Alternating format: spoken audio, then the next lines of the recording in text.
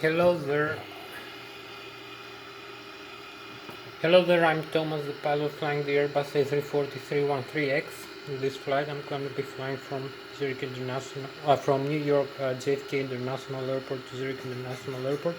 Flight level to 5,000 feet, 25,000 feet or higher, with Mach speed 0.84 or higher, like 0.86 or 340 knots. And right now I'm in the cockpit for the pre-takeoff preparation of the Airbus A340 313X.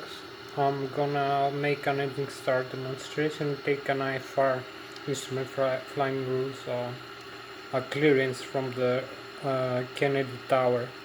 So I'm gonna explain some of the Airbus A340 cockpit systems right now very quickly and make the engine start demonstration, calculate the fuel and weight for the takeoff, and make a flight plan, flight path through the flight management computer. Right now I'm gonna show you. So let's begin now with this flight. So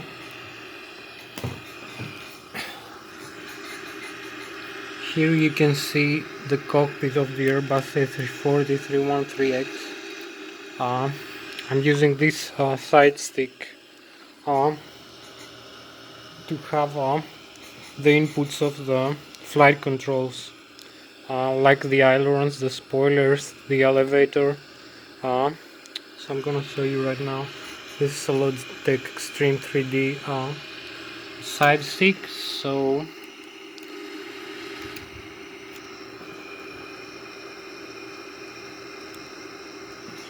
you can see when I move the side stick, my Logitech Extreme 3D to the left or to the right, it makes the spoilers and the ailerons in its wing to move respectively, and makes the aircraft bang roll.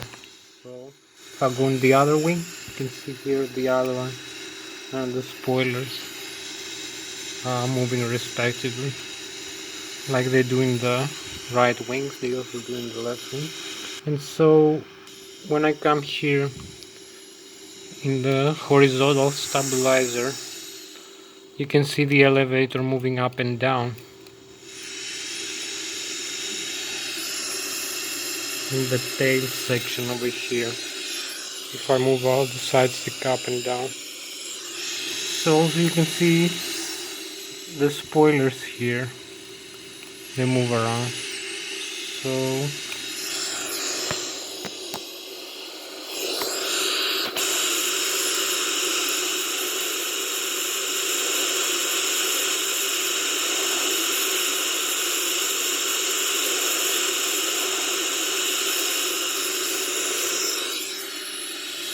as you can see, this is how we command the aircraft to bang roll or pitch up and down in flight. We also use the side stick to input the rudder left and right functions. So this makes the aircraft yaw around the vertical axis, and when I pitch up and down the elevator, it makes the aircraft pitch up and pitch down about its horizontal axis, which transverses from the one wing to the other through the center of gravity. And so when I bang roll, it makes the aircraft bang roll around its longitudinal axis. And this is the axis that transverses from the front of the aircraft, from its nose to its tail, while the vertical axis transverses the vertical, the center of mass of the aircraft, center of gravity. So I'm gonna come very quickly here. So we're like 7 minutes now.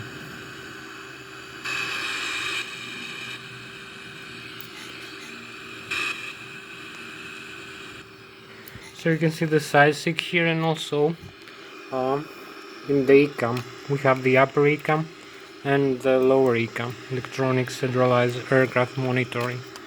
I will tell you the pilot terminology. So here is the rudder but I saw you before that I moved the rudder pedals over here through the side stick, and this makes the rudder move left or right, and makes the aircraft yaw about its vertical axis. So you can see displayed here, and there is this limit in degrees that I can move the rudder or the elevator up and down on the ailerons, the left aileron and the right aileron, as you can see it here. So you can see also there is a yellow, green and blue hydraulic systems over here, one from each engine. So engine number 1 and engine number 4 have the green, engine number 2 has the yellow, while has the blue, while engine number 3 has the yellow hydraulic system. You can see it over here in the overhead panel.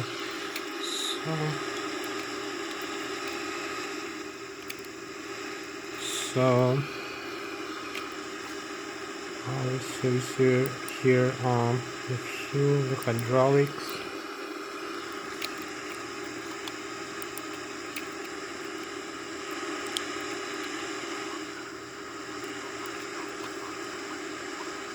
Sometimes makes cancellation, I don't know why. So I will leave this for now. Here we have the trimmable horizontal stabilizer, trim up and down. I can use this the side stick to trim up and down the aircraft tail. So I can trim it for takeoff to about 2.5 or higher degrees, using 2.5 to 4.5 degrees. So this is for the side stick and the fly-by-wire system. I will come later in this section. So here is the primary flight display, the minimum airspeed displayed and the airspeed selected through the flight control unit here, which can be selected or managed. I will explain later. The heading and the altitude, the barometric altitude. This is the autopilot flight control unit, which displays over here the barometric altitude selected, and the flight mode annunciator, which has the auto thrust modes, which can be armed here when I move the thrust lever all the way up. So you can see a takeoff message, the takeoff go around thrust displayed. If I move it here, I can move it in the climb, I can move the flex, or the takeoff go around. And here you can see the N1, which is the low speed, low pressure compressor fan stage of the engine, is 27-25% right now. It goes down to the idle because I move the thrust levers to the idle. Then it has an idle, climb, a flex, MCT, and a takeoff go around. MCT is maximum continuous thrust. So the exhaust gas temperature for it is 635 degrees. The N2, which is the high pressure compressor, high speed rotor stage of the engine, 50.3% right now, and the fuel flow is 1200 kilograms per engine per hour. So our fuel on board is 77.26 thousand kilograms for this flight. So you can see it also displayed here in this page of the ECAM. It's also some more information about the engine. So you can see here we have the fuel flow and fuel usage in total. Fuel flow over here is 1220 per engine, and here is from its wing tank and the center tank. We have the left wing tank, inner and outer, the right wing tank, inner and outer, and the center tank, and the trim horizontal stabilizer trim tank, which also has some fuel right now, 1134 kilograms. So you can see the pumps displayed with boxes, while the valves are displayed with circles. So if a valve or if a pump is off or on, it can be displayed right here. So if I turn off the primary fuel pumps, you can see all the rectangles displayed with the yellow, all the boxes. So this means the fuel pumps are off right now, the primary fuel pumps. can see display over here. And I have left the standby fuel pumps on, so I can also use the X-feed or the forward or aft transfer pumps if I want, but not with this simulation. So this is made only automatically here. So here we have the engine secondary display. We have the fuel used per engine, the oil quantity, the pounds per square inch of the oil, and the temperature of the oil and the vibration of the N1 and the N2 starter stages. So here we have the saturated air temperature plus 15 degrees, and here we have, wait 1 second,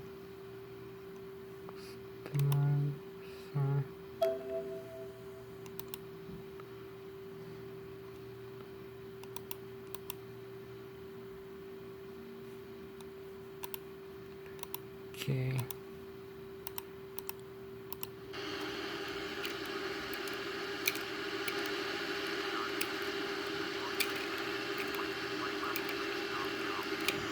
So here we have it for this section. I will explain it later. Here we have the primary flight display. So this is the glide mode, which is armed by the autopilot system and the auto thrust. This is going to provide the engine thrust needed to climb to the flight level we have selected through the autopilot. And this is the similar for the nav over here in the flight mode analyzer. Is the horizontal path we're gonna select here in the navigation display through the flight management computer over here. So in order to make a engine start demonstration, I'm gonna show you very quickly. So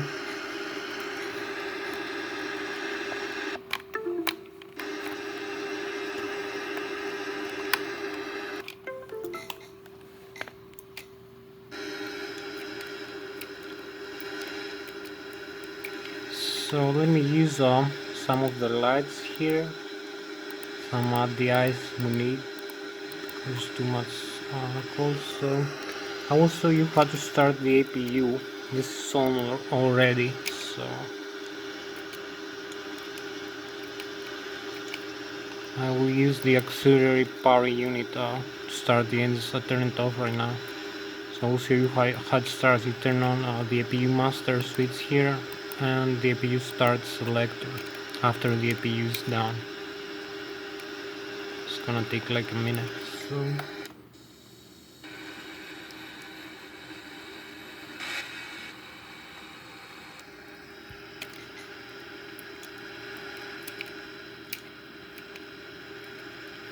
So now we can use that. So we can use the APU start switch.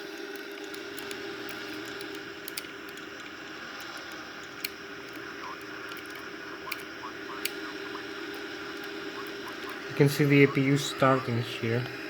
The flap is open. You can use the APU bleed and the APU electric generator. So we are about 10 minutes now in this video, 17 minutes maybe.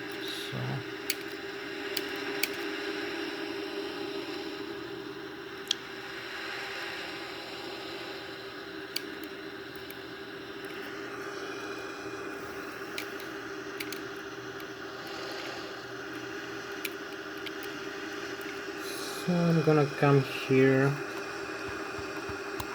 and increase the lighting of the displays a little bit.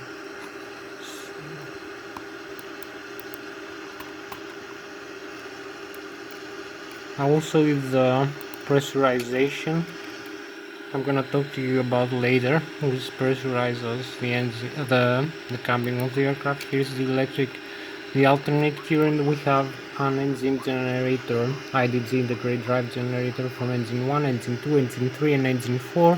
They're all working right now, and we have the EPU also available, and the feed the alternate current AC1, 1, 1, 2, 2, 3 and 2, 4, and the transformer rectifier, which feeds its system with alternate current, or the transformer rectifier transformed in the direct current to cover the electrical needs of the aircraft systems.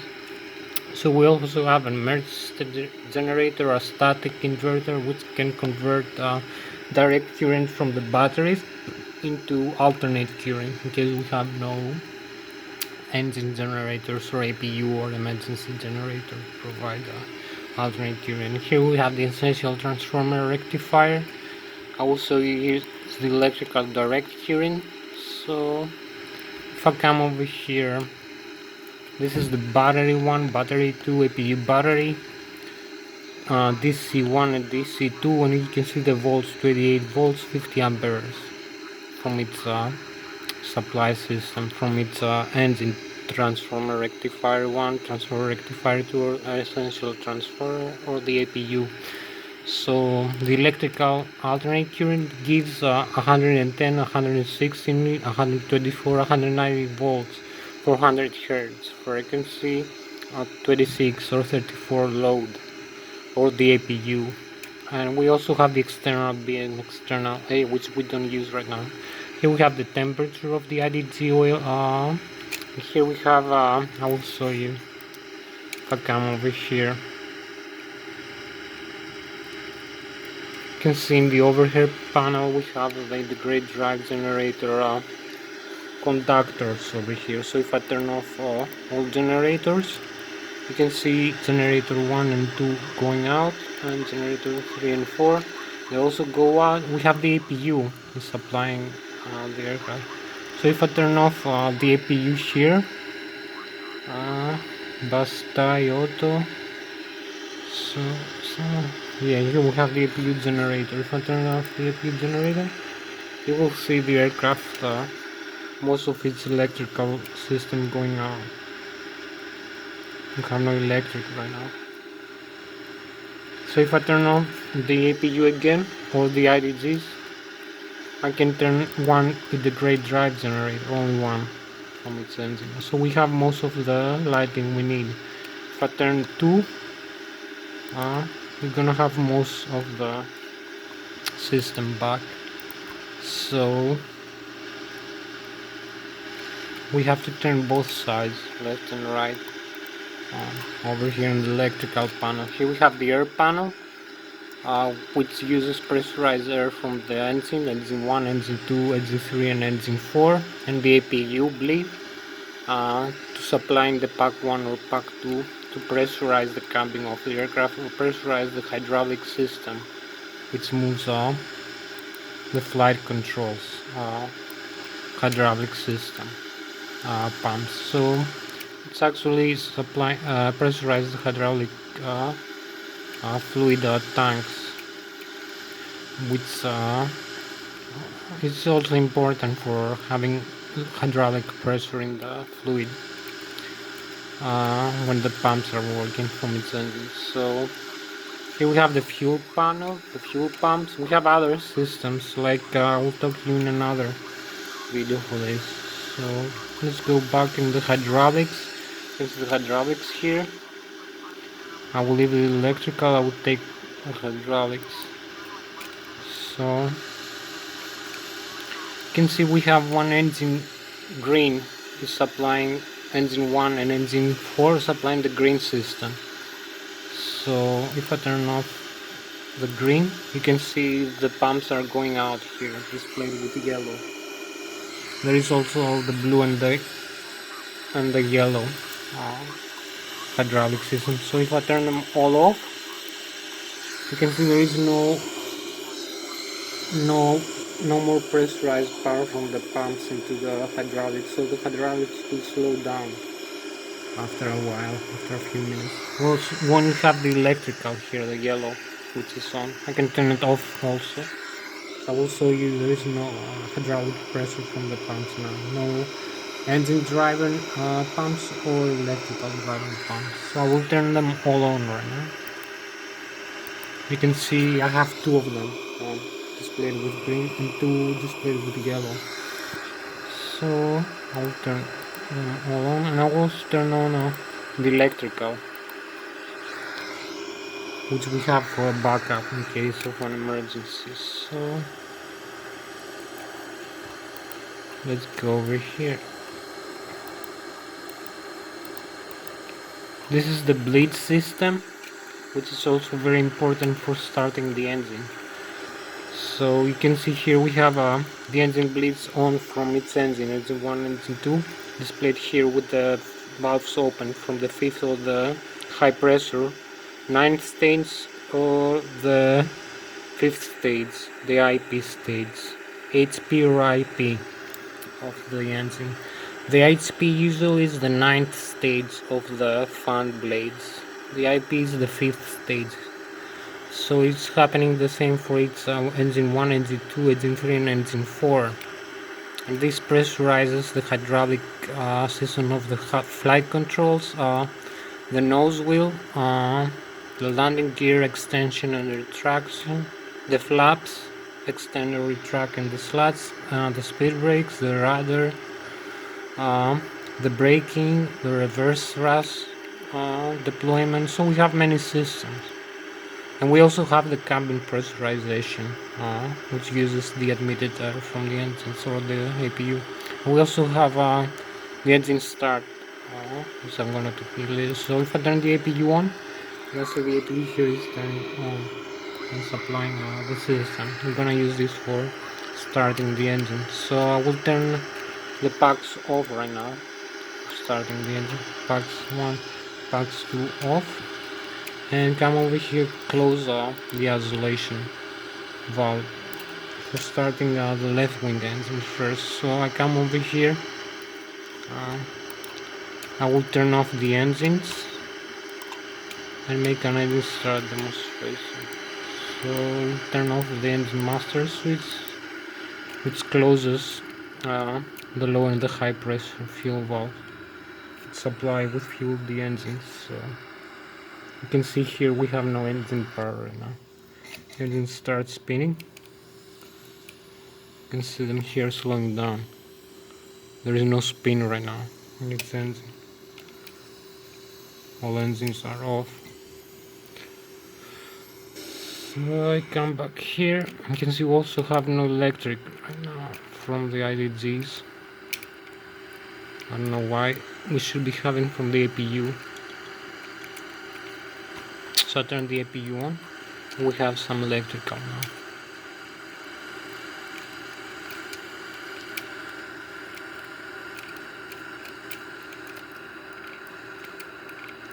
So I come down here. I turn the engine start selector to the ignition start position for engine starting. So I come over here also and I select the fuel prediction gross weight. We have about 200, maybe 75 or 18 tons of gross weight. So it's in pounds, so about 280,000 kilograms. So fuel on board, we have 76.2 thousand kilograms.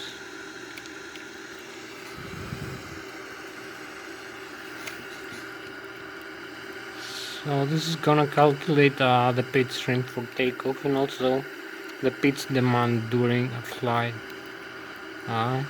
from the auto trim system and the fly-by-wire system. So I come over here, we have the engine bleeds off, on, and the packs off. So for the left wing engines, we have the isolation valve closed. So I'm gonna come over here and start engine number 1 and engine number 2. You can see here we have the message displayed with squares with this box over here with the N2. We have the FADEX initiating the engine start sequence. So we come here in the outside view. You can see the engine start spinning. So here we have it. We have the available display here. When the N2 reaches 20%, the low and the high pressure fuel valves go on. In flight, in ground, maybe it's a little bit different between the low and the high pressure fuel valves. So you come over here, turn the isolation to the open. We can leave the packs on or off right now. So I'm gonna start engine number 3 and engine number 4 over here. You can see we have the avail here in a while when we reach N2 of 20%. So we come in this side engines. You can see spinning in a while. Here we have it.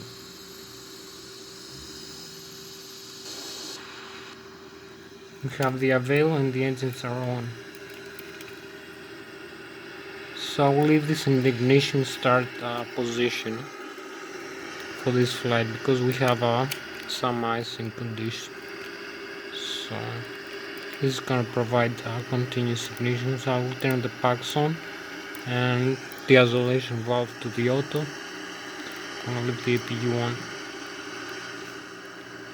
So maybe we should take an IFR clearance now. So I go to the flight planner. IFR. I have an open route. Flight plan IFR. So I'm gonna use the one I used the other time. Kennedy to Zurich. Navigation log.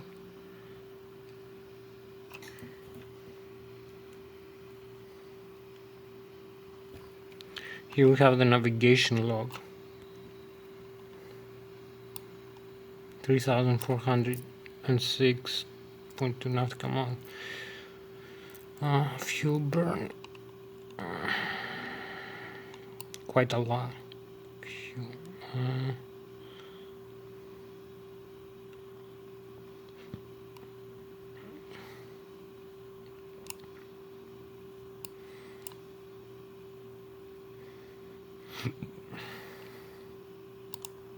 So find the route.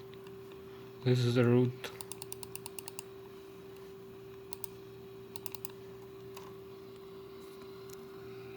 As you can see.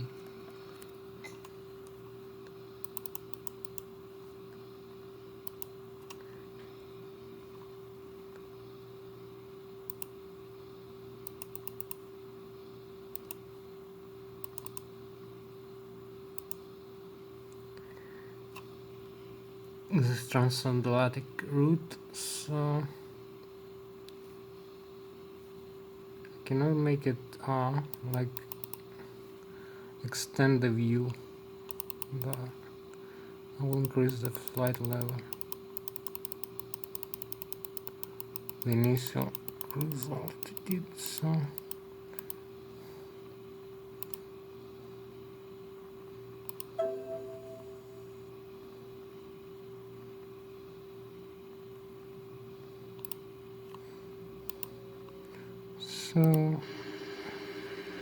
go back here.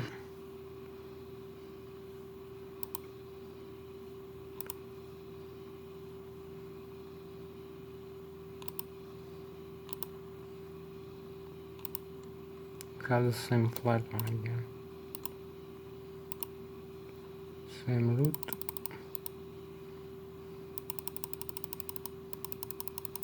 Have to change the flight altitude, I don't know why.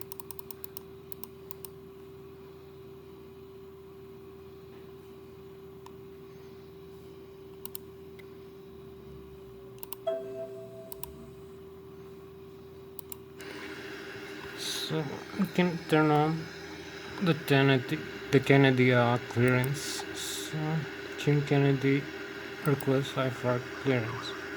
So with him over here using his radio.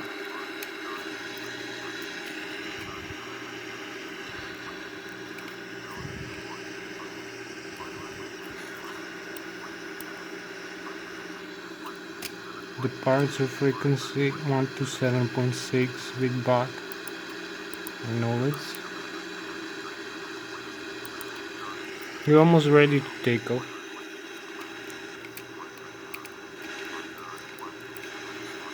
So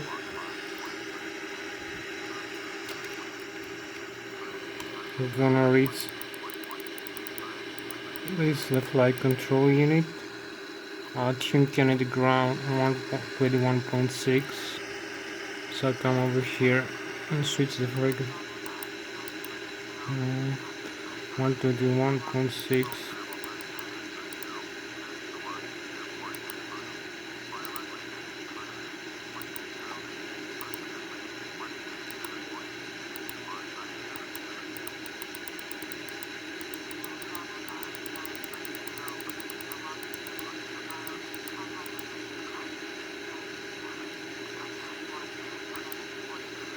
So here I tuned the 121.6 for the ground, and I turn the other frequency 0.65.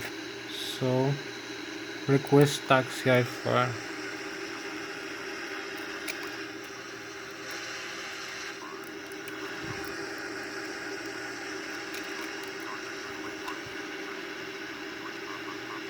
Monthly ride, so here we are.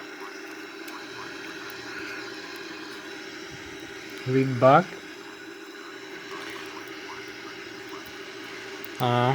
KJFK 2LSZ8.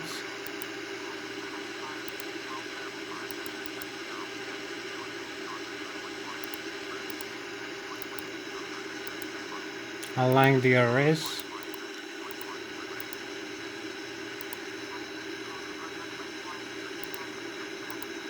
Departure 13 right through Merit. Insert. So then we have using the X, and we have Boston first. So first Boston, first waypoint. I'm gonna set this over here. You can see the boss frequency Boston for the VOR, and the track and the distance in nautical miles. So after that I set the usage X, and then the gander. So using the X also a VOR frequency and a waypoint. I would choose the VOR for this over here, and then we have the gander YQX.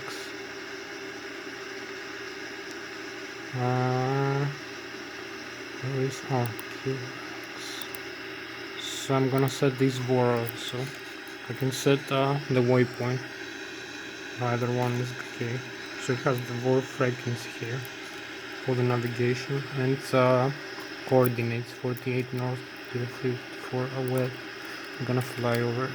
So the Gander Airport. So after that, I will set the Corking Island CRK. So we have a waypoint here and VOR frequency. I'm gonna use the VOR, which is 51 north 008 west. It's close to London, so it's frequency 104,600.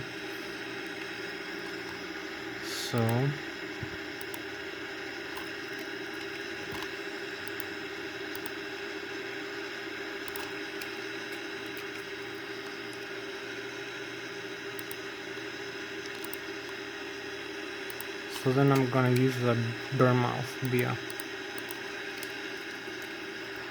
So here we are.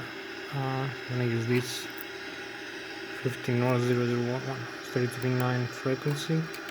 After that, I'm gonna come here, clear the discontinuity. We must have it set over here. Yeah, we also have an aircraft. We can see it's flying like 2,000 feet above us. It's right here. You can see it. So let's go over the airport. So we have it over here in the navigation display because we have the takeoff on right now. So we have set the flaps here in a good position, number 2.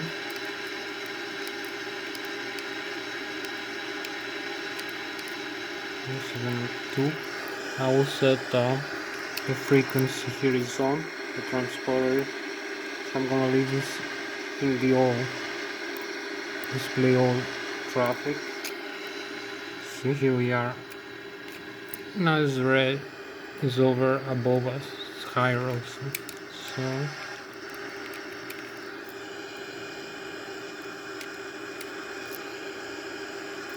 I'm gonna come here, select the arrival for the LSA Z8. You can see the coordinates.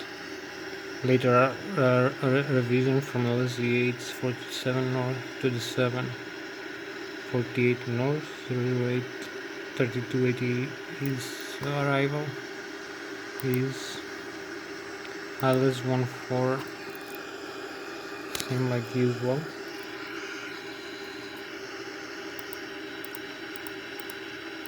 Transnegria 1 alpha, so insert.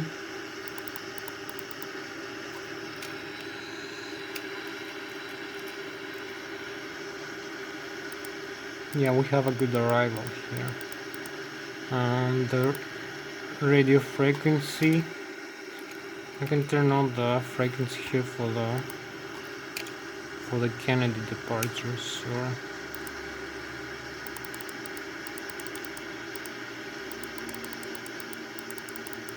I'm gonna make this right. 13 right departure. 13 right ILS 111.5 IPK 121. So heading 111.5. So rating 111.5 and set 121 the CRS frequency here. So we're gonna have the ITLK, the ILS of the runway, and the Mazda flight path for takeoff. So I can use now flight plan is correct. Performance, I'm gonna use 2 degrees flap 2.5 up. Temperature 15. So you're gonna have V1 of 154, 156 and 162 V2. So 156 is V rotate. So come here and trim up flight controls. We have at 5.2. I'm gonna use 2.5 trim up. We have the flaps down at 2 over here displayed. So we're ready now to proceed in takeoff. Here we are.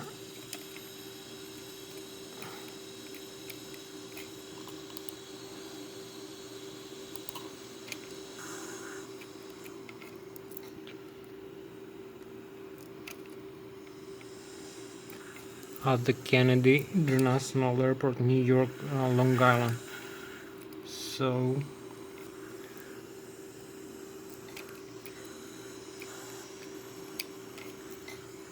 this is the Airbus A340 313X. So I'm gonna just advance the thrust levers a little bit and disarm the parking brake. You can see how I use the rudder pedals. I can use the tiller, but not with this simulation. So tiller is for the ground only, not for takeoff.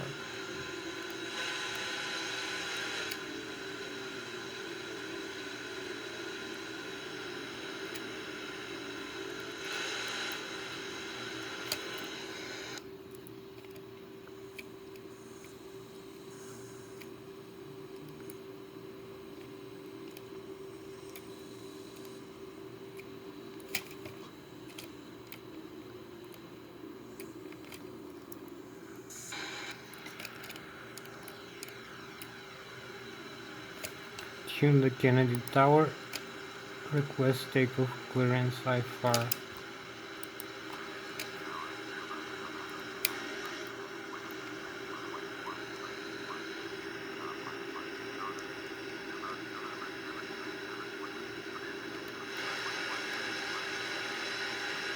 Okay, we're clear to take off. Once we ride, acknowledge.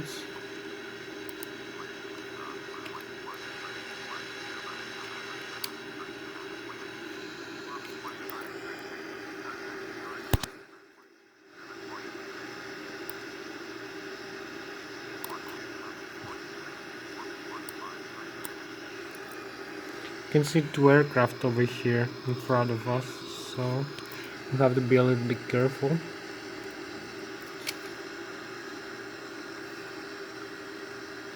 So I'm gonna move the thrust levers all the way up to takeoff go around position.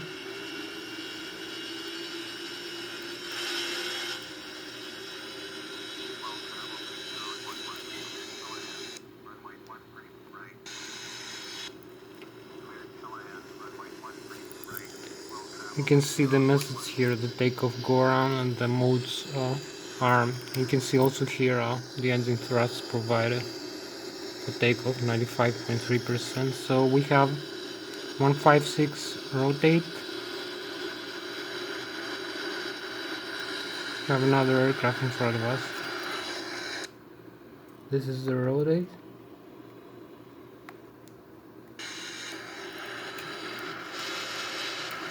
And takeoff.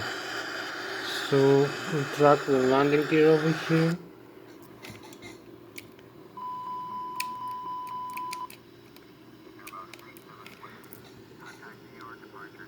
And here we are taking off from New York. No, let's cut off.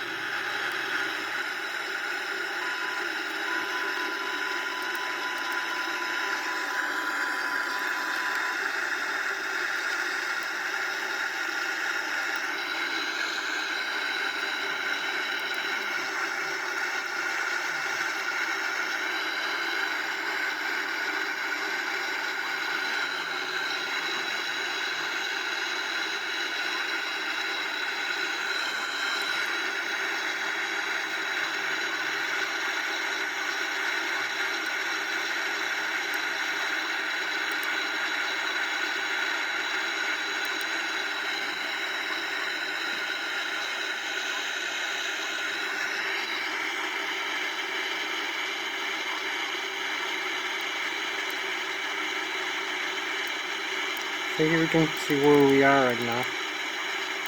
How we're flying Long Island. Here you can see we have a traffic. 1, 2, 3, 3 traffics. So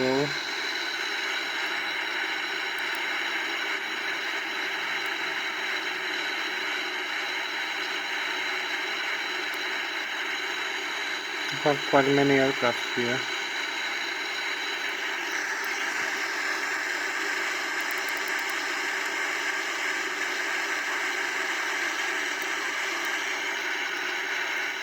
Set the lever climb over here.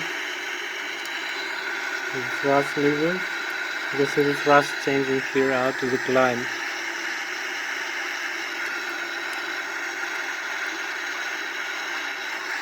So you can see my airspeed here, the vertical rate of climb.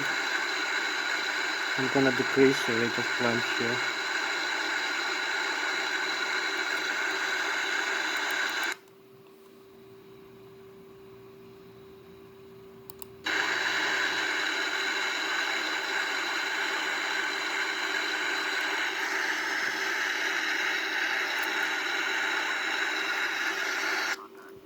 So this is it, New York departure for Zurich, for Switzerland. We're gonna cross the ocean. Now we're heading to Canada. So this is Long Island, as you can see.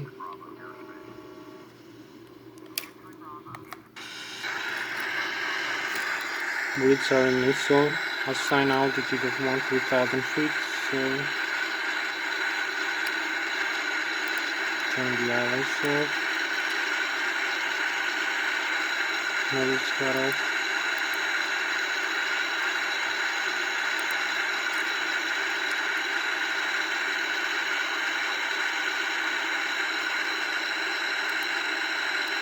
And that New York setter.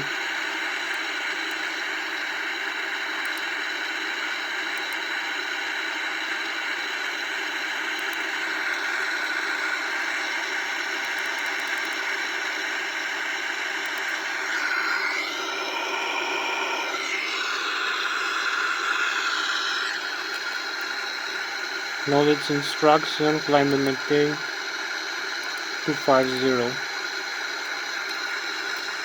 So come here in the flight control unit of the autopilot, select the new altitude 250. Gonna make the altitude selected and open climb. You can see we have the open climb selected. So now let's cut off contact the Boston setter.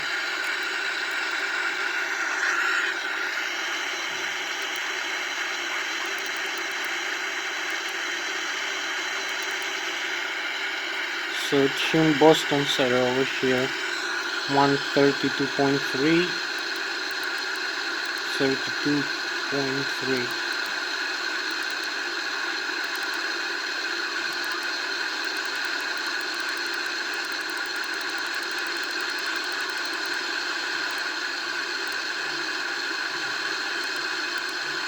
And select it here and contact.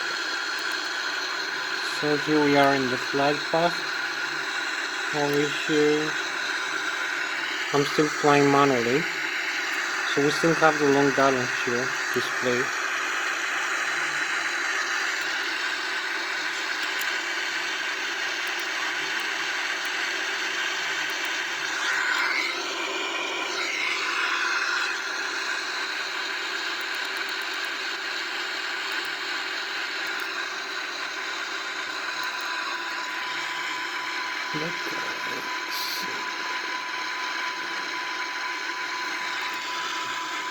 So here we're climbing out of New York. You can still see the Long Island here.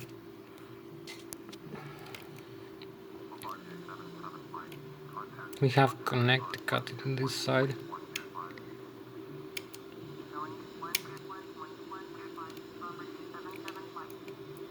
We start seeing the stars getting night.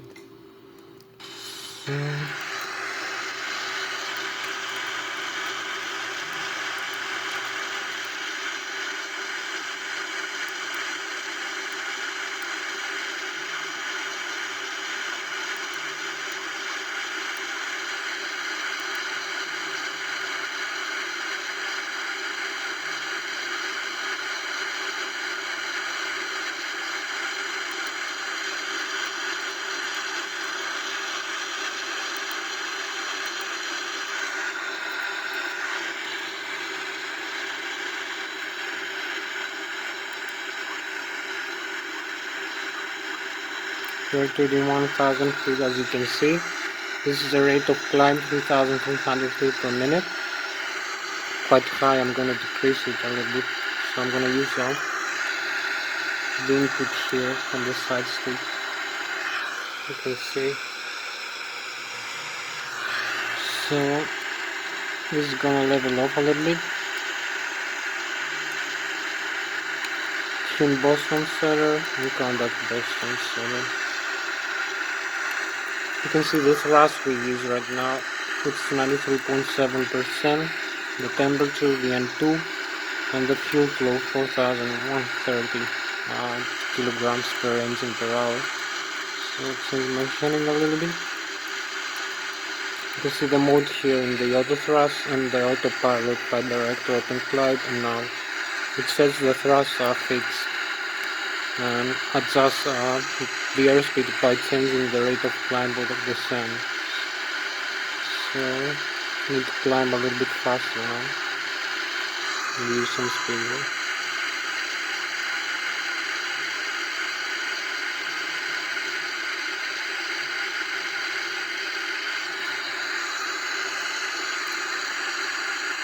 There is also the thrust, the vertical speed here, a little bit lower, like 1000 less.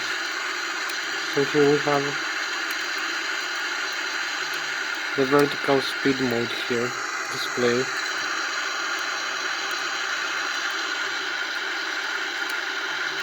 So we can see we have reached 35,000 feet.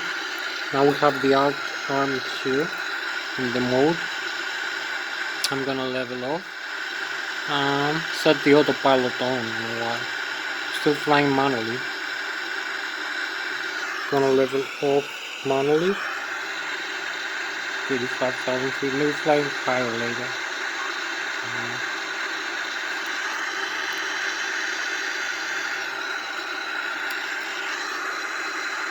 I can set the autopilot if I want here. So now we have autopilot 1. So come over here, direct to Boston, and here we are.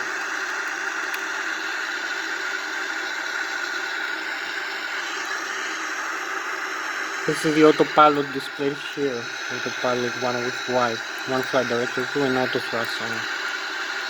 So here we have it.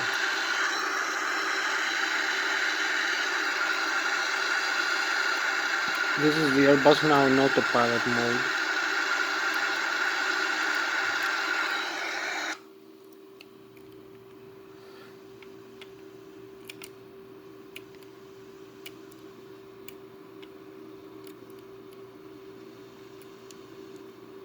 Here is the Long Island again.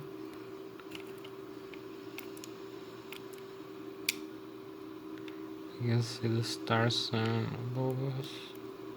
Here we have another 5 hours for this video.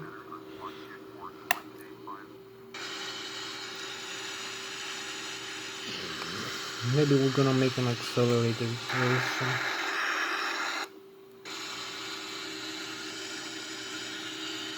Here's the other view of the connector.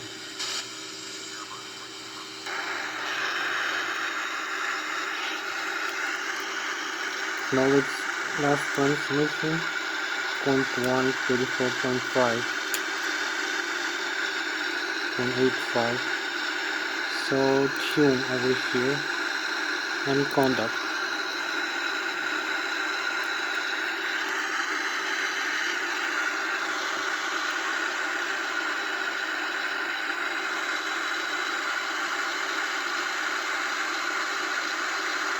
In 3 hours, 30 minutes to reach over there, or even more.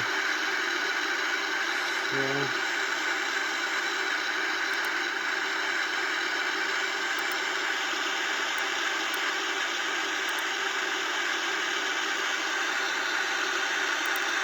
let's have the flight on over here.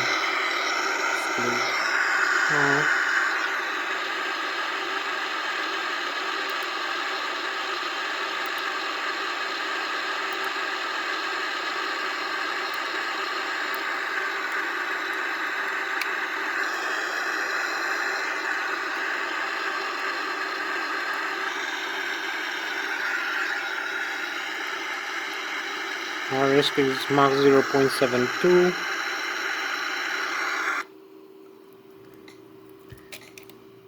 can see how we depart New York.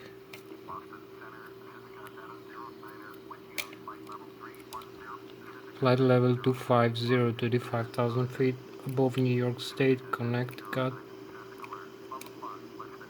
Here is Connecticut. Here is Boston in front of us.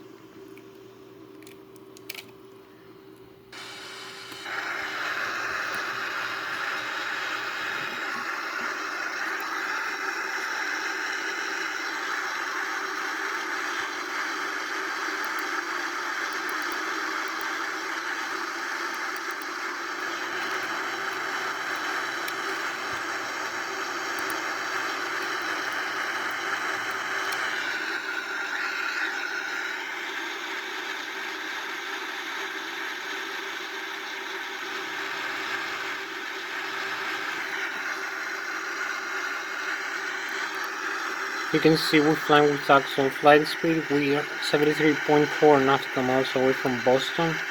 Our heading track is 0.64 degrees. So you can see also in the GPS here.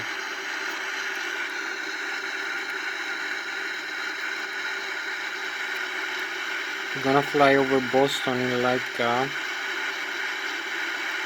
1/7 of an hour, like 10 minutes, or less, like 8 minutes from now. So using this ground speed. Request cruising altitude increase maybe? I don't know.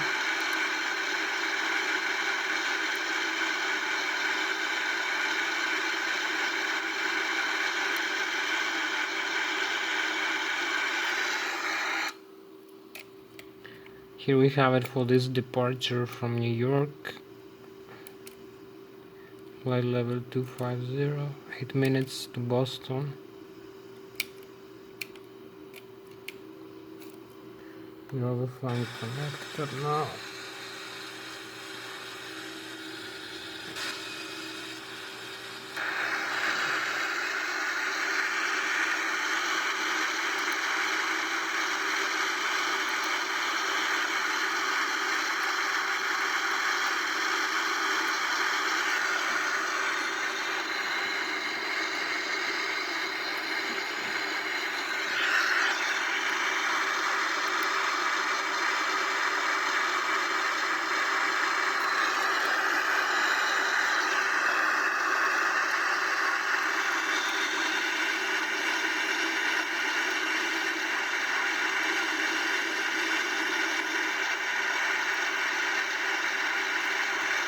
Turn right heading 100. Yeah.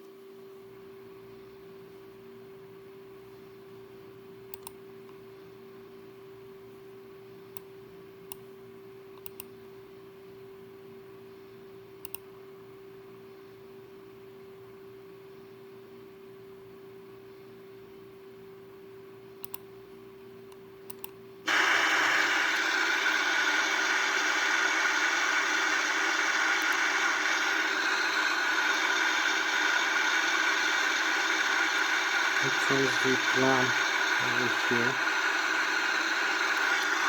So we have a new flight plan which uses some more waypoints. You can see the flight plan now has all the waypoints I'm gonna fly over. So I'm gonna fly over Boston.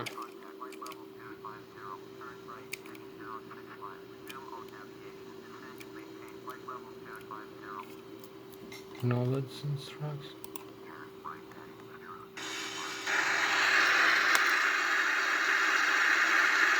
We're in the right heading right now, but we should be considering our aircraft validation.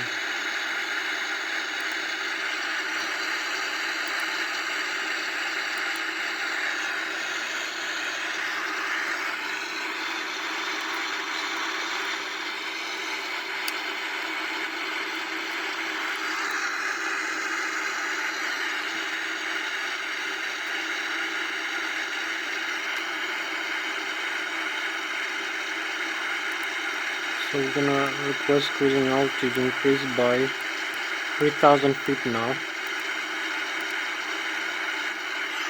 No, it should be 4,000 feet.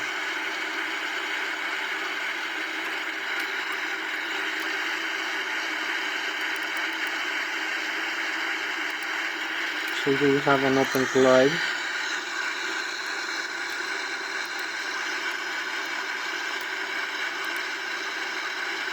By 1,290.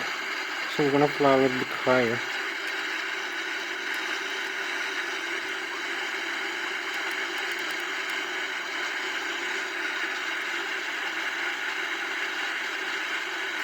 Follows instruction and expect flight level 290. So we're very close to Boston, we're already 13 nautical miles away.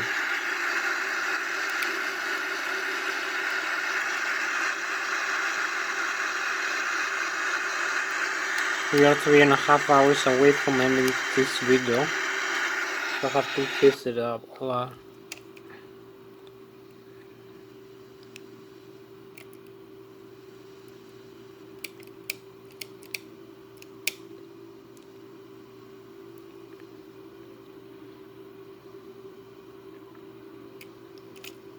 So this is goodbye to America as we go over to Canada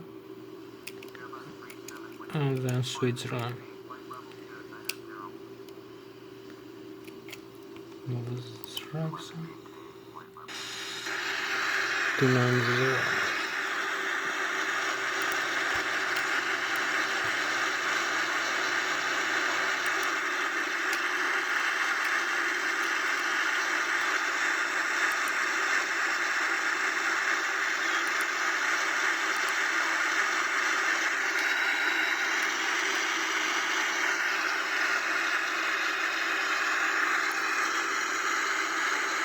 In Boston, sir.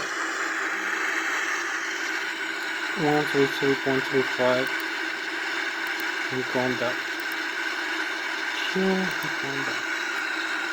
Over here. 39.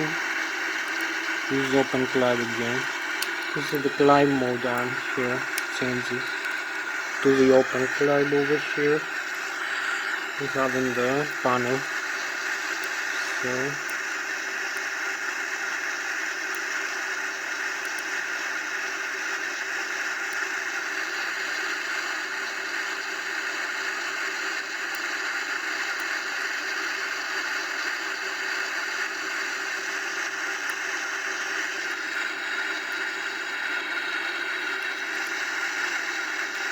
So here it is. This is the altitude acquisition normal. And the max speed is 0.86. It's not even higher and even faster now. This is our maximum mostly. This can be obtained in flight.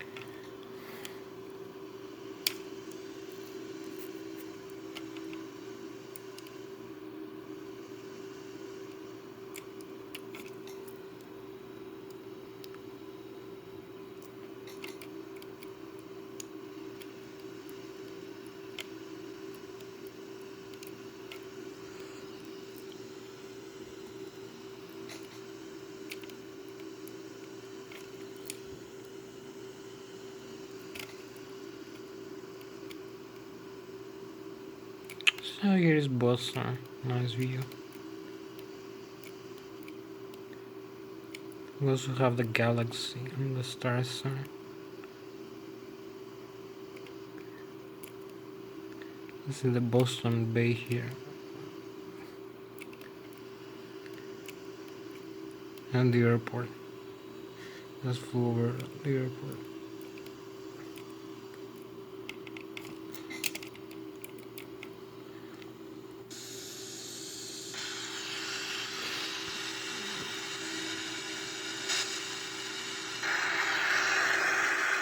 So here we are, we change direction now to using X.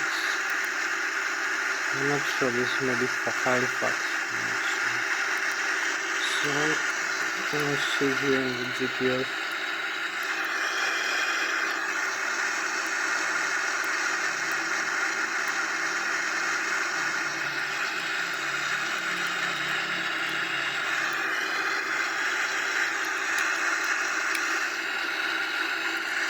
We have a beautiful night view.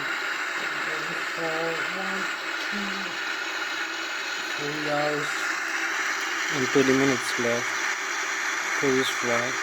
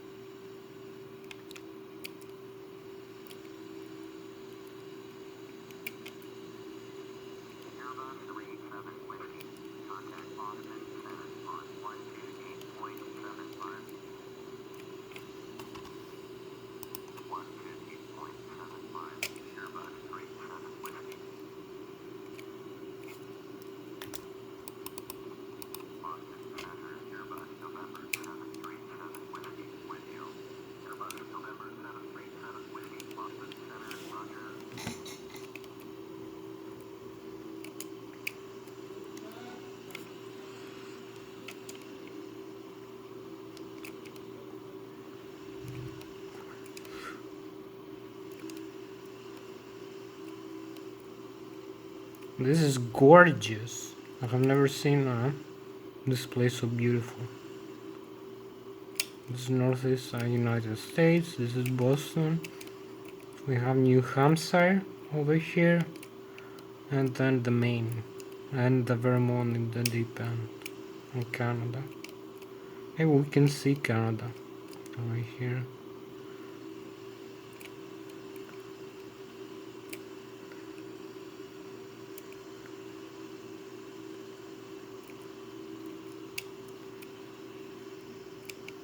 And this is deep night now. We're gonna be flying a simulation rate increase actually. So we need this simulation rate 2 times because we have not much time. I need to go to this fucking work later.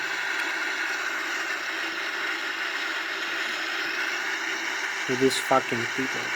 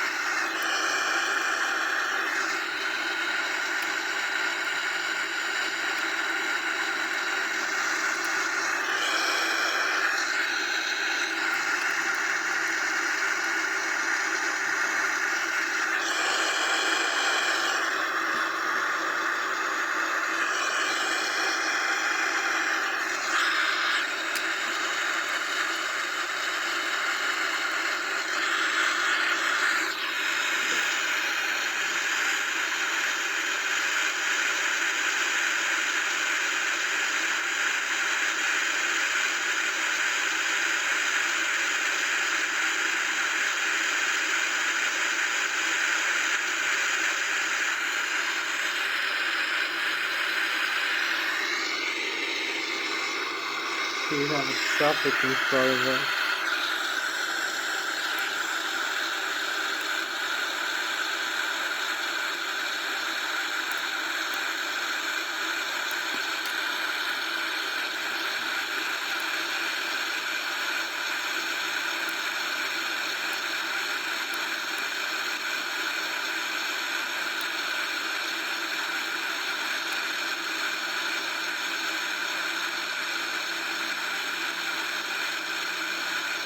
No traffic, I don't know why. Should be traveling.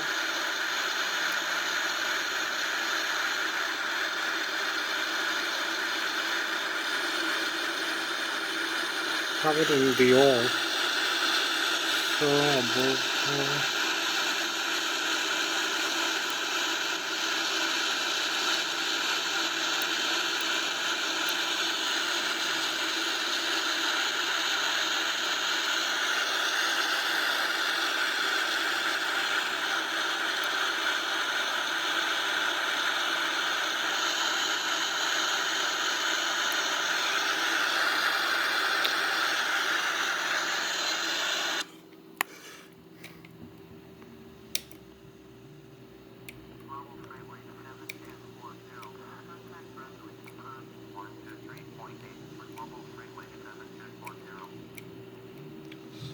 We're flying after Boston, past New Hampshire, Maine and Brunswick.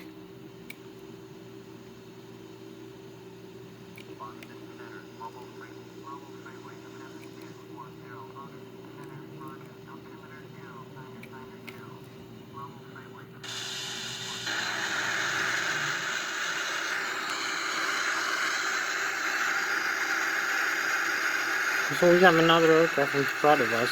Nice. Maybe we should be flying together. It's getting in front of us. So we don't overshoot it.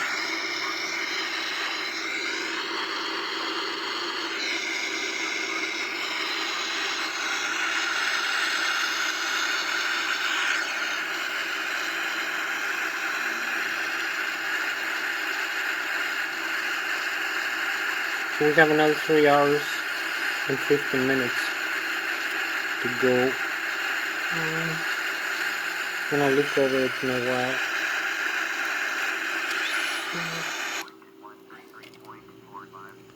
Here's the other aircraft in front of us.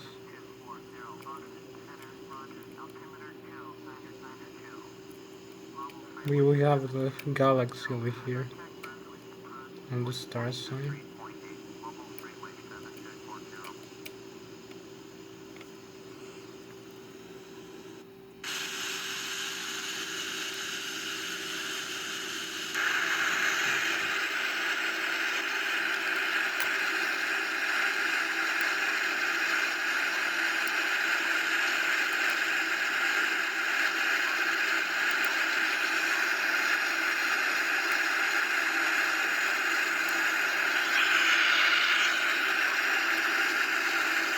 Know what's going on? It's very efficient to fly together with another aircraft. The same line.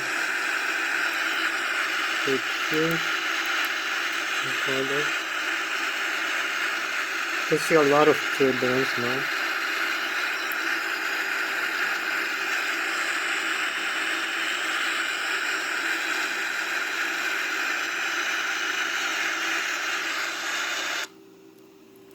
So here we have the other aircraft, 737, 800.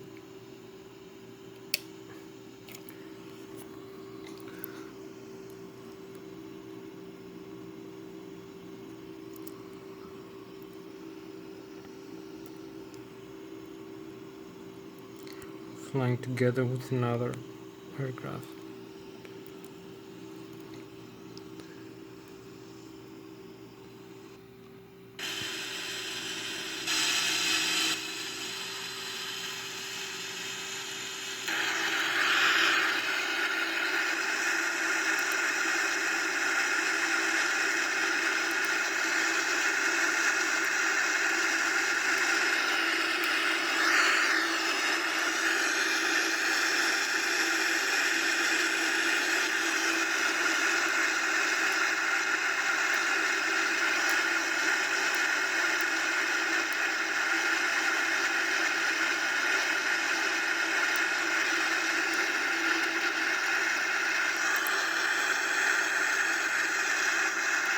So here you can see the user index. User index is also displayed here. See wise index. I think it's Halifax, but I'm not sure. Yeah, it's Halifax. So we're gonna fly over Halifax. And we are 3,135 nautical miles away. With this ground speed 537 knots, it's 6 hours exactly. So we're gonna make it in 3 hours, hopefully. So you can see the other aircraft over here that we overshoot.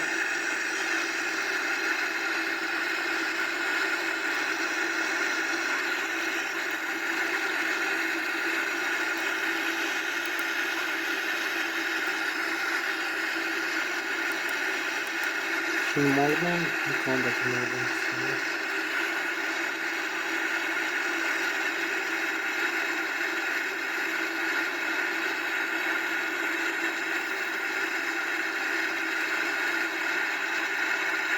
we're just quite close, 1/10 of an hour, 6 minutes away with this speed from Halifax.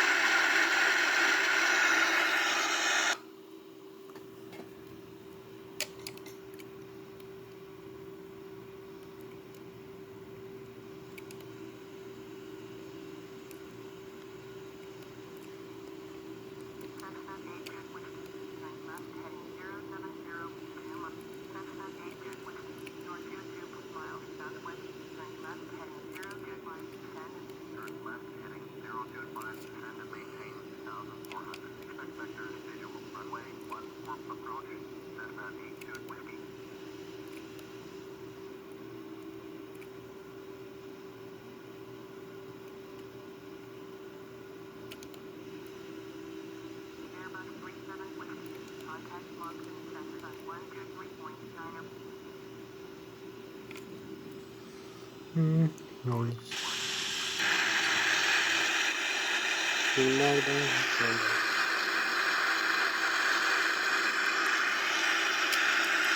We have the climb set 76.9% and 1 and 280.8%, 270 kilograms per engine per hour. You can also see the fuel over here. The outside temperature minus 42 degrees Celsius, minus 1 the total air temperature. I'm not sure in the fuel time. The fuel usage is 14,650 kilograms total and 3,650. 960 per engine until now. So the temperature of the fuel is minus 4 degrees. Fuel flow per hour is 2,470. It's 6 hours approximately. 2,000, yeah, for this flight.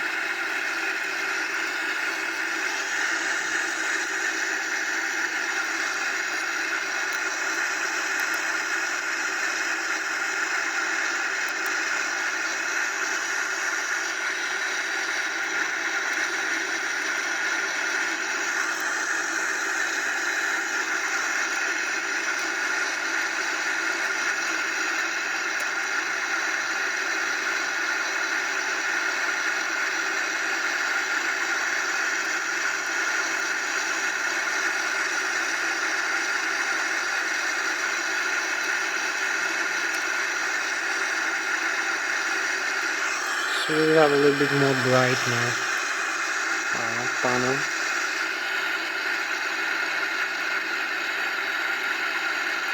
So it's more night now. I've almost reached Halifax. Yeah.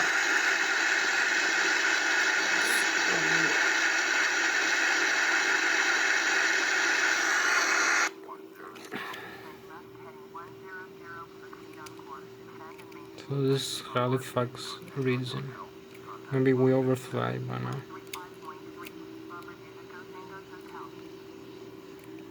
You can see some auroras here over Canada. You can see the galaxy this time.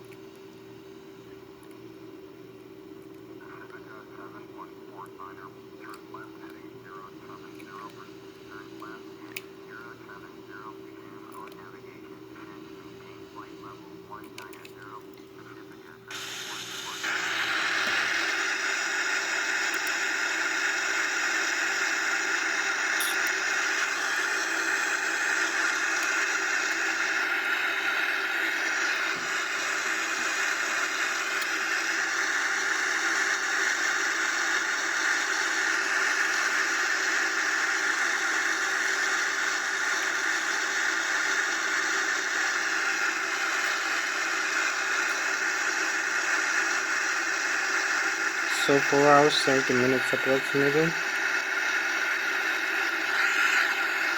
Hopefully. To complete this whole video.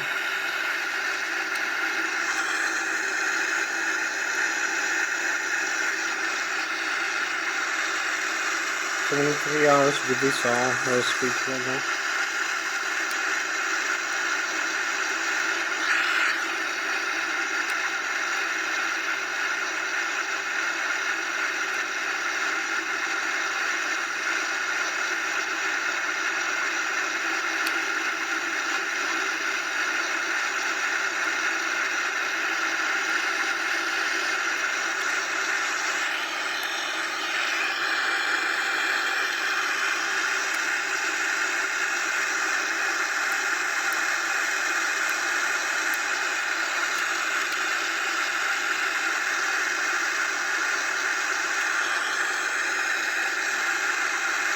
So now we're flying over to Gander, St. John, Canada. 475.4 nautical miles away from us, we overpassed Halifax.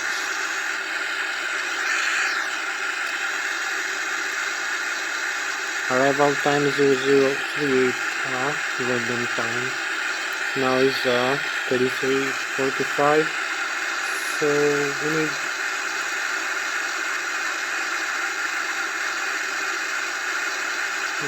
like 53 minutes to get over there. Max of flight time. Shin Mogdon Server 135. 10.3. So I turn the switch. I'm gonna switch the frequency now.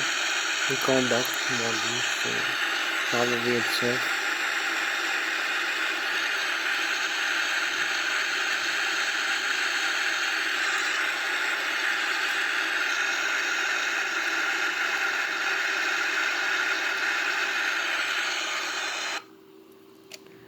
So let's take a look. Canada.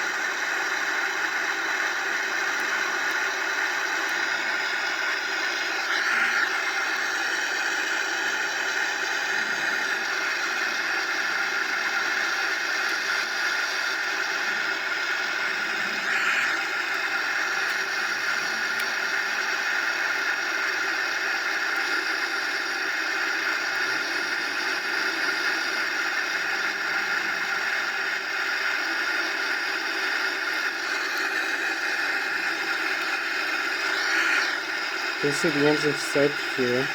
In the glide gender, the pitch train is automatic, so you can see the pitch train is 0.2 down, because we have a maybe too heavy aircraft as we fly with higher speed, so we need to put it down now, the elevator. So I'm gonna give you a nice view over here. In Mogdon, kinda.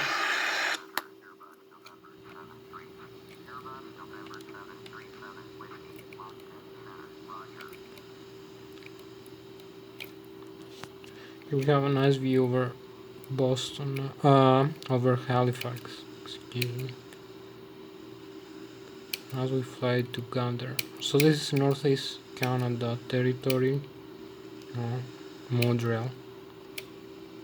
I think we passed Montreal City and Quebec City. So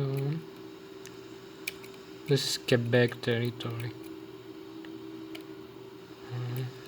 Northeast Canada.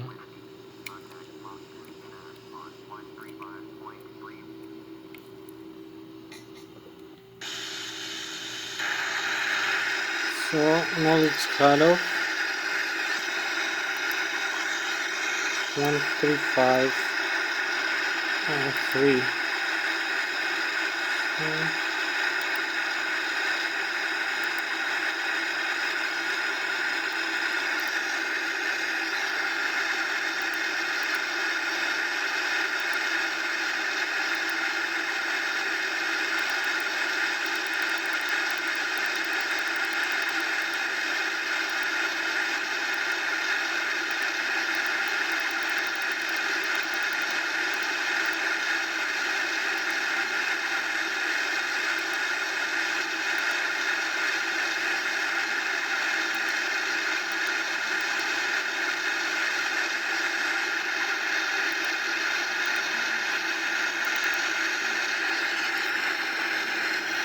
And now contact the Morgan. So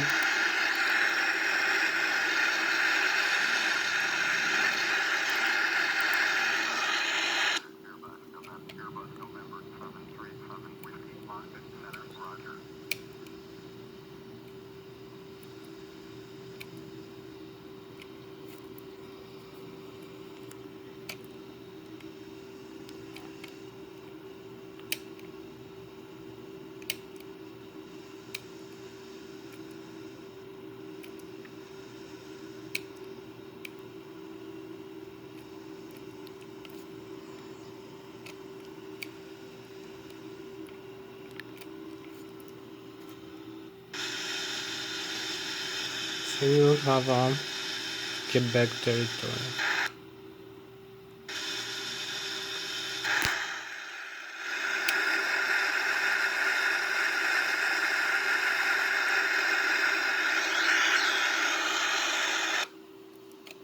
This is one of the last parts of Northeast Canada. We have only St. John left after that, before crossing the ocean.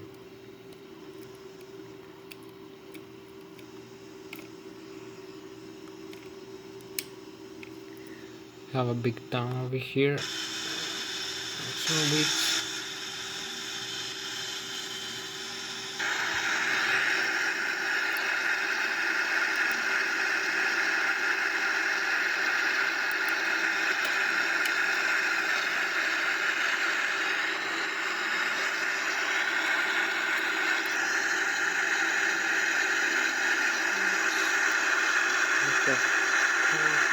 So we have 3 hours to go. I'm gonna be on time maybe.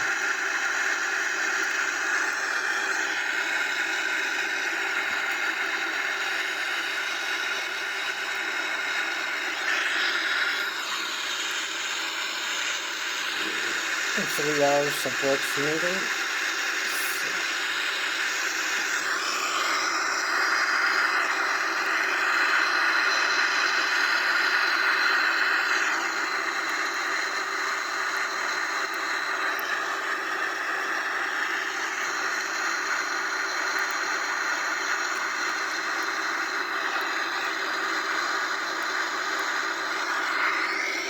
This is the region we fly over Canada right now.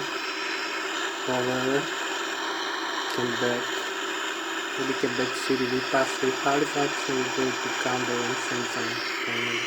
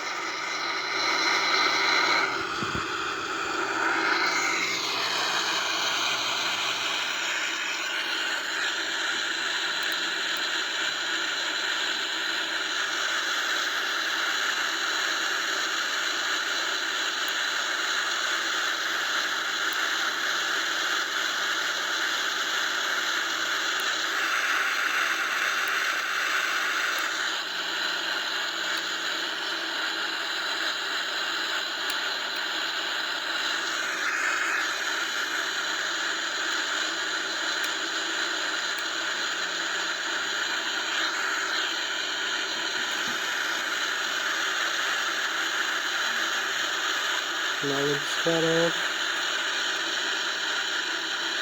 Contact milestone over here.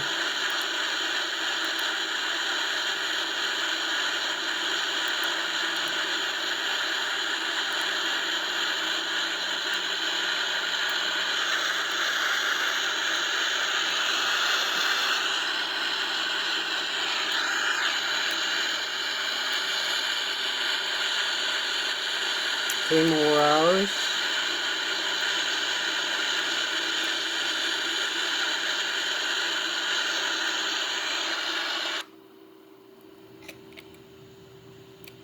Here we are.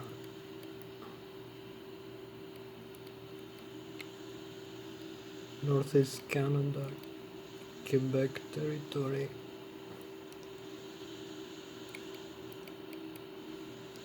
And in front of us we're gonna cross the Atlantic one more time before reaching Saint John and Gander.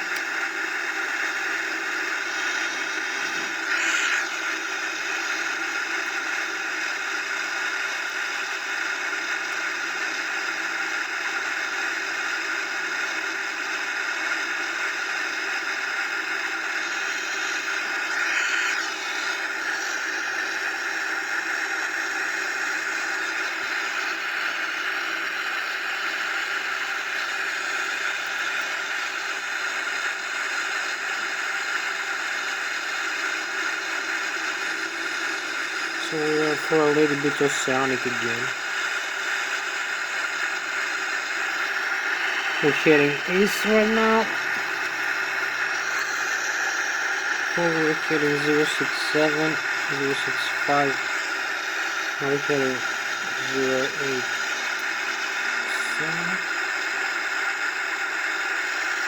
Max speed 0.6. So this is 5.5 hours. About 2.5 hours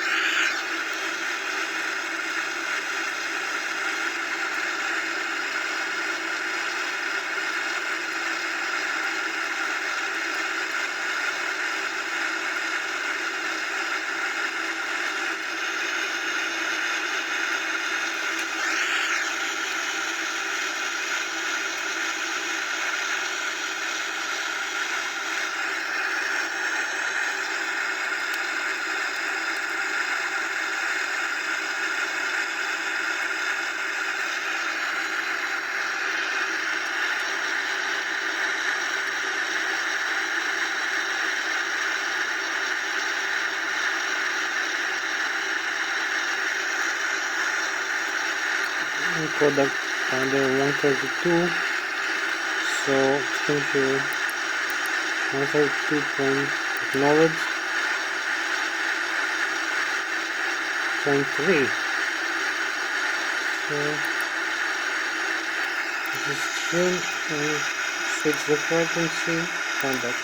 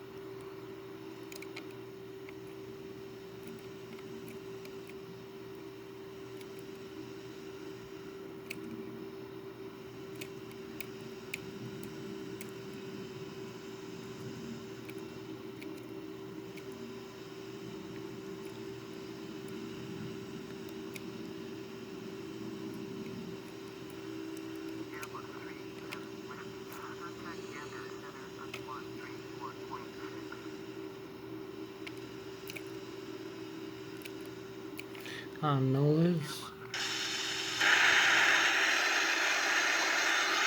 104.6. So we go over here.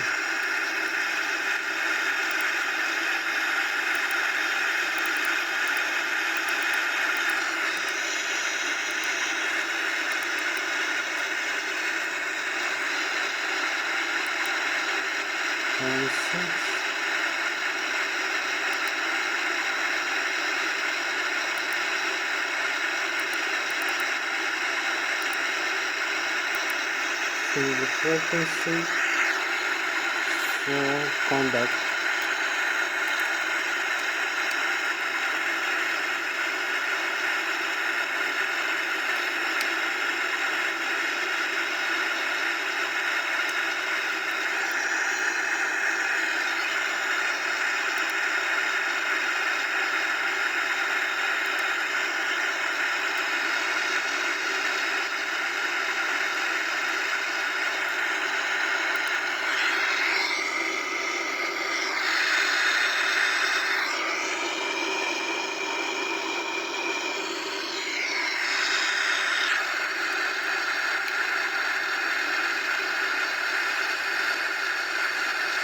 This is Gander, flying over Gander, Canada.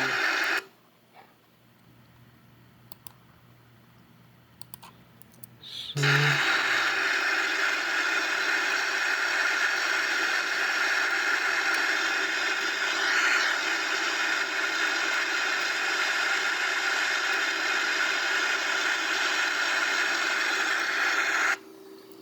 this is the last island before we go into oceanic mode, transoceanic mode. Northeast Canada, Quebec territory. Here we have the galaxies, the aurora in the back, the star sign, hundreds of thousands of stars above us and around us, or maybe a few cities, maybe towns below, very small towns, a couple of them, quite far away.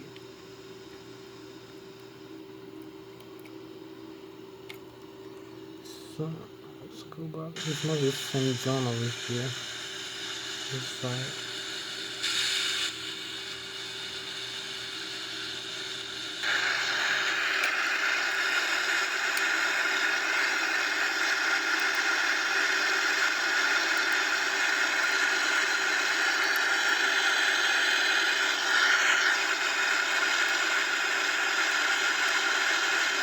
So this is the white TX here over here.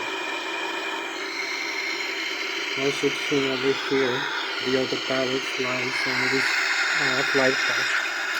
Actually the flight management and guidance computer over here. It also holds this selected altitude through the flight control unit and the airspeed selected. While the heading is managed, flies off. Later revision flight path over here in the navigation display, which has the GPS, the terrain, data, it has cities, it has airports, it has waypoints, which are coordinate waypoints in the GPS map. So it has also weather and terrain elevation data.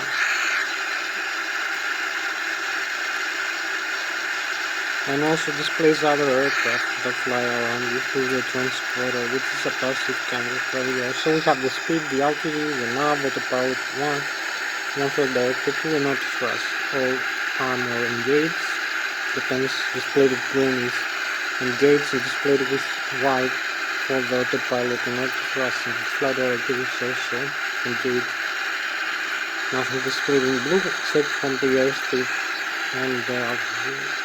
Here's the Mach 0.86, our heading and track is green diamond, while the yellow cross is a bit different because of the wind component.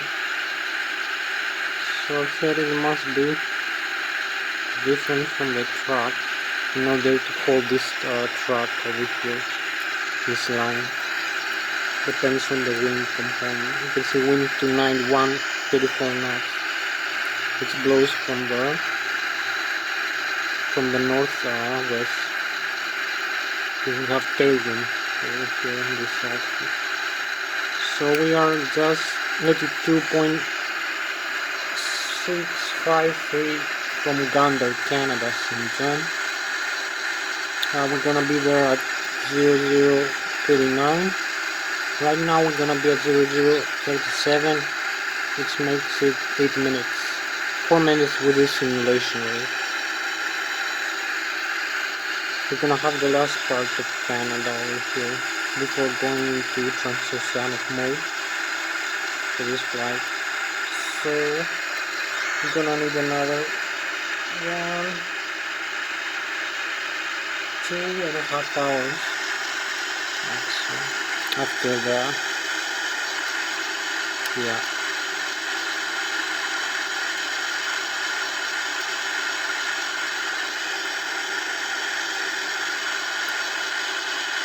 Acknowledge cutoff.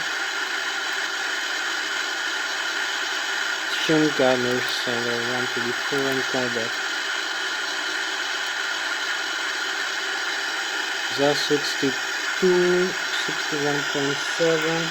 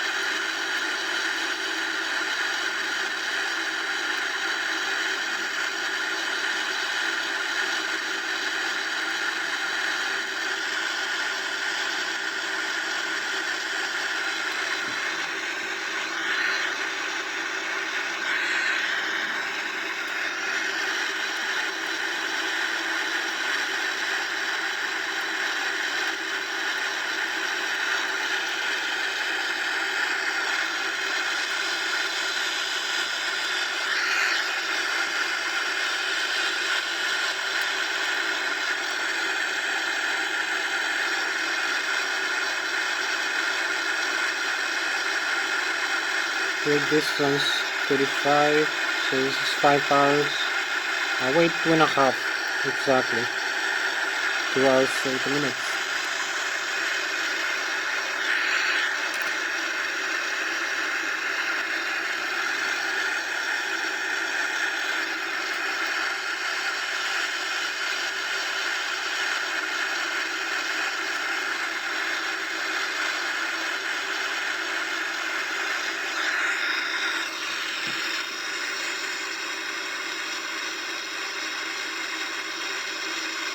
So we have some turbulence as we fly past this point here, Gander. You can see the clouds move around, up and down the aircraft window.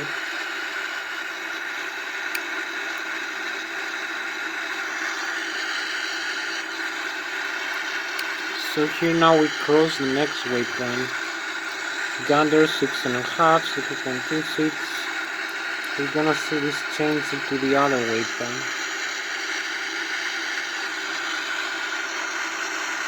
We're gonna make a small turn here.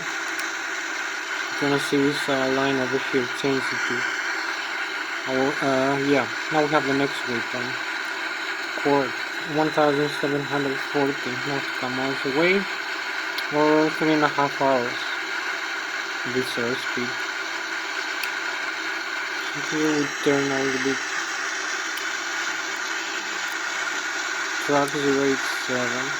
You can see this here in the GPS. Now we're going to ocean. We're transoceanic now.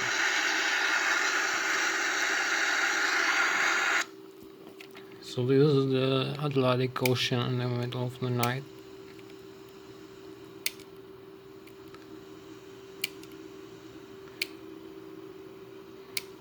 Here you can see the galaxy over here.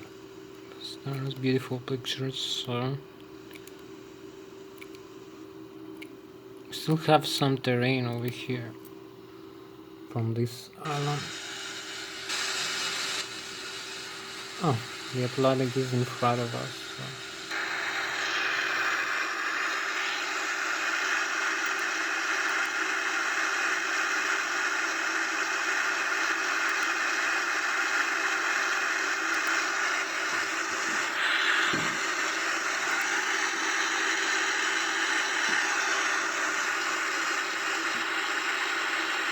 Two and a half hours. This is a good deal. So 5 to 8 knots. Maybe a little bit closer than that. Yeah, 2.5 hours exactly. 5 hours in real time. That's when we use accelerated simulation.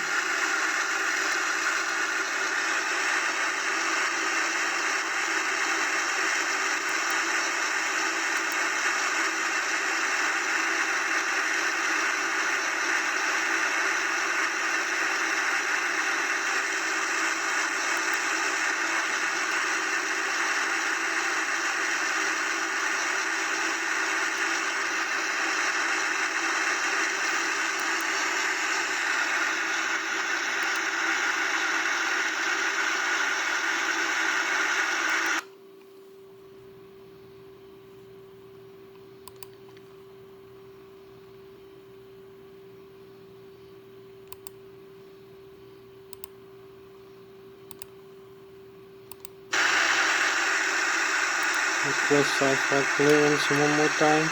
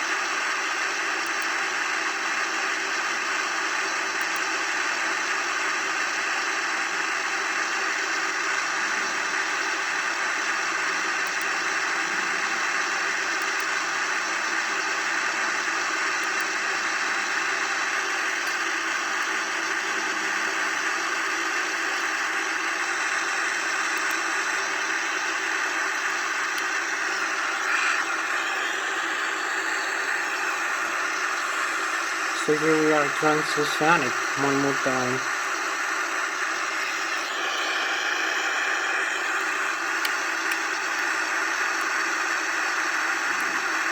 So let's use the waypoint navigation.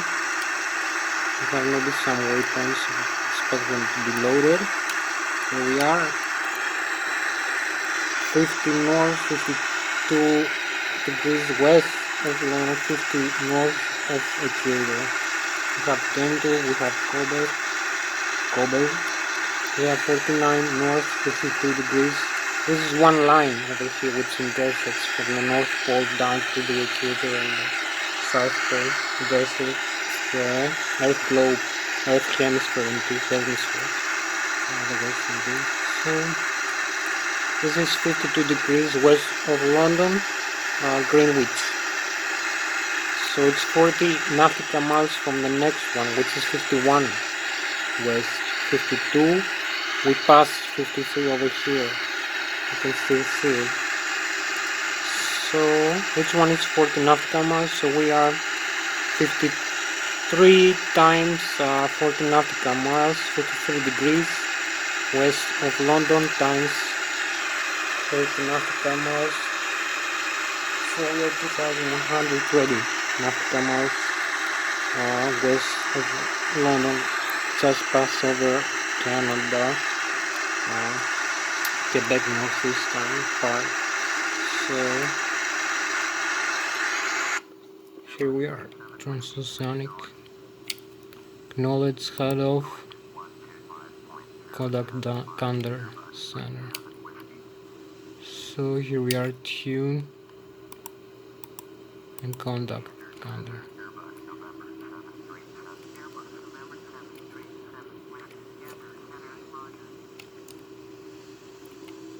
So this is the Atlantic Ocean, it's beginning.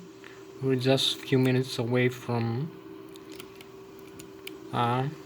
Gander, St. John, northeastern part of Canada. We have the galaxy and the auroras over here as we fly 1,600 nautical miles south of the North Pole region. So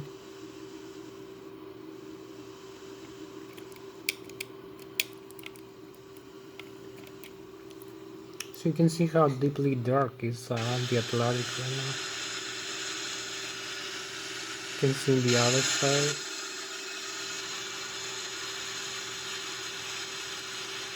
Here is south, here is north. So we go back into the cockpit.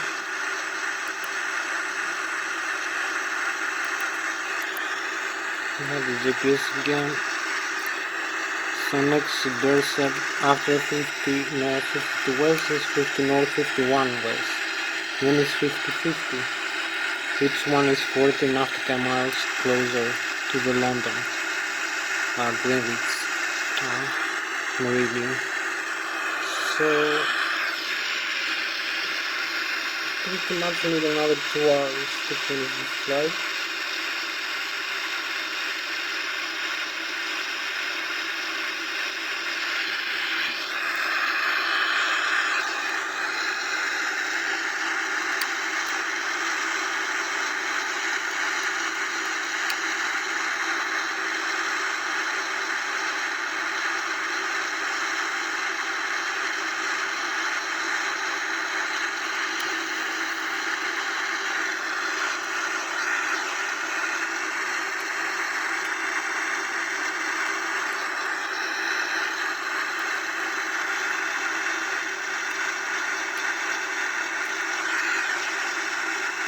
This is port over here. The distance 1,598 nautical miles.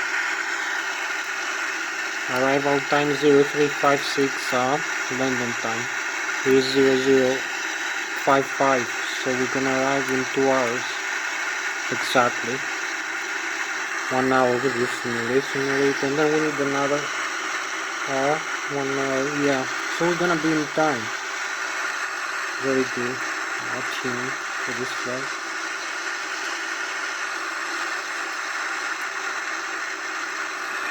We're gonna cross the ocean in exactly, instead of 3.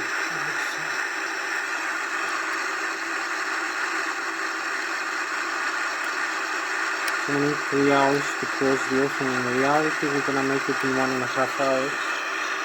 So it's gonna be 7:30, then we need another 1 hour. It's gonna be 6:30. So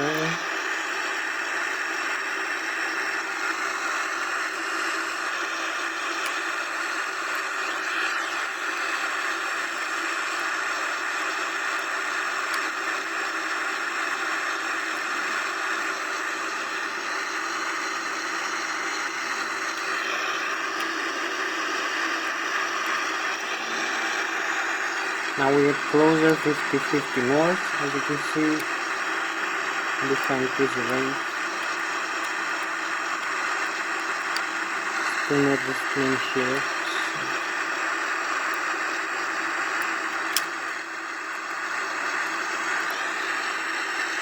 50-49. So 50-50 is exactly 2,000 nautical miles away from Greenwich. This point.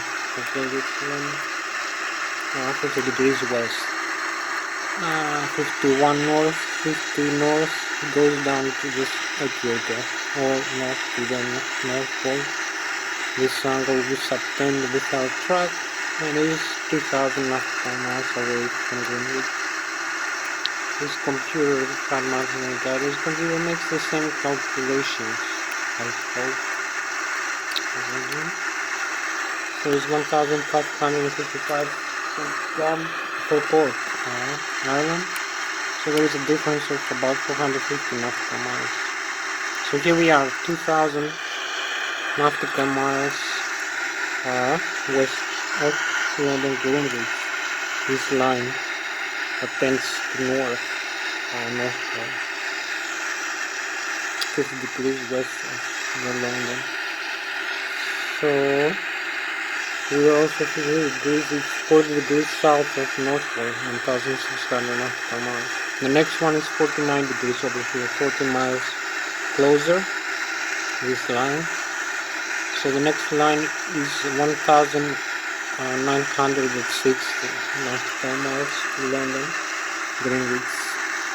And the next one is 1,920 nautical miles. So we get closer and closer. This is 1 degree, 2 degrees, it's 1 times per 1 degree in the 360 degrees Earth radial, as you can tell it, arc. As you see the Earth globe, it makes up a sphere. So 360 degrees circle. It's also the same from the pretty much approximately from the east to the west and from the north to the south, horizontally and vertically. So you can also see here a distance from its waypoint and our arrival time, the track we're gonna have, and the final destination, 2,313. 12 arrival time 0623. Let's see, it's 14 fuel on board 36.2 thousand kilograms here.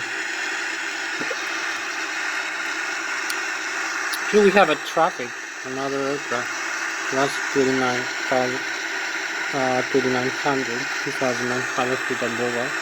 This is flight level 31,000 actually. So 3,000 feet above us right now. Oh, we can see it over here. Here is our traffic. Oh, it's a Boeing 737.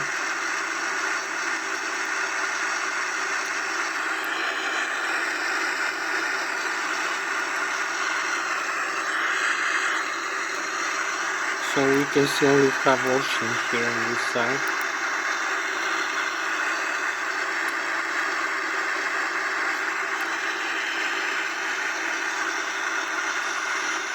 Okay, we have it.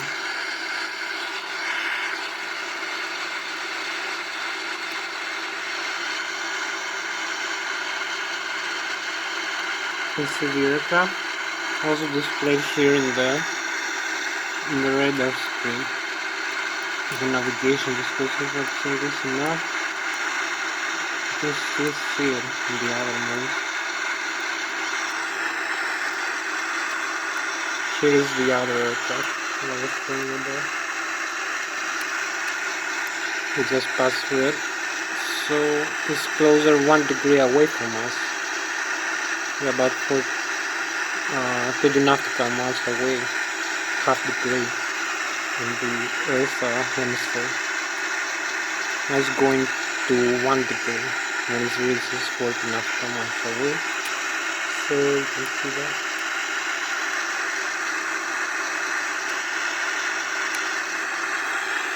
Plus 3,000. So here we are crossing the Atlantic Ocean on the way to Ireland and then United Kingdom.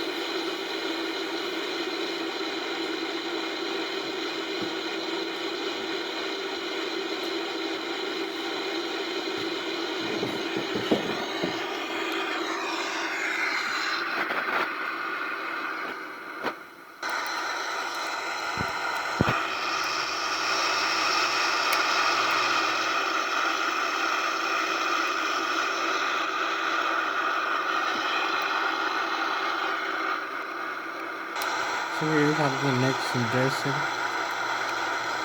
point. Here we are in the middle. You can visualize this. That's 30 nautical miles, 40 nautical miles, 1 degree north, 51 degrees or 39 degrees south of north, 1,760 nautical miles south of North Pole.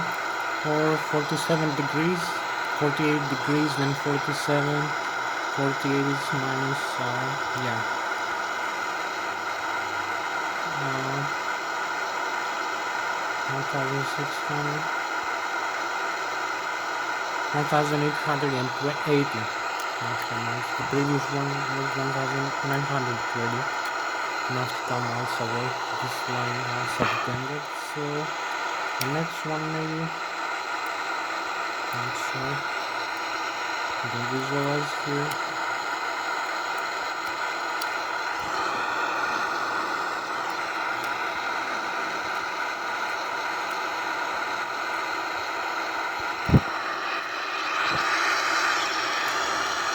We have no other aircraft around this one now. We passed through one, so you can just sit and relax and enjoy the view over here.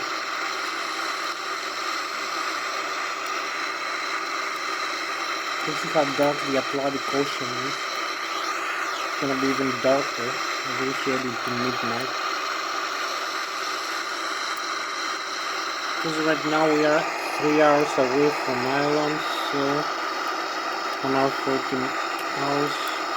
Right now is 1:16 in the London time, so here it's like 11 o'clock in the night. So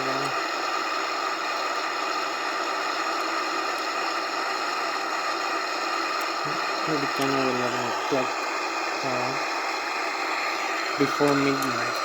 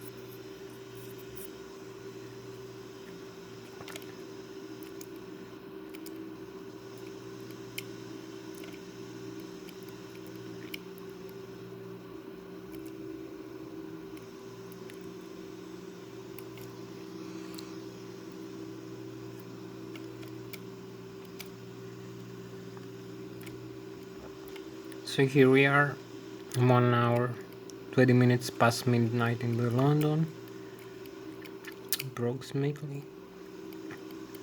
We pass the Gander, northeast Quebec, Canada. I don't know, we're crossing the Atlantic Ocean. We're transatlantic flight, 39,000 feet, traveling with Mach 0.86 or 528 nautical miles ground speed per hour. So that's like a lot, like 970 kilometers per hour, 29,000 feet above the ocean level. So here we pass the next point, 51 north. We're closer to the north now. Are we going east? We're gonna move even further, closer to the north. So we have another 51:45 this times 40 nautical miles, 1,800 nautical miles. The next one is 1,760 nautical miles away from Greenwich in London.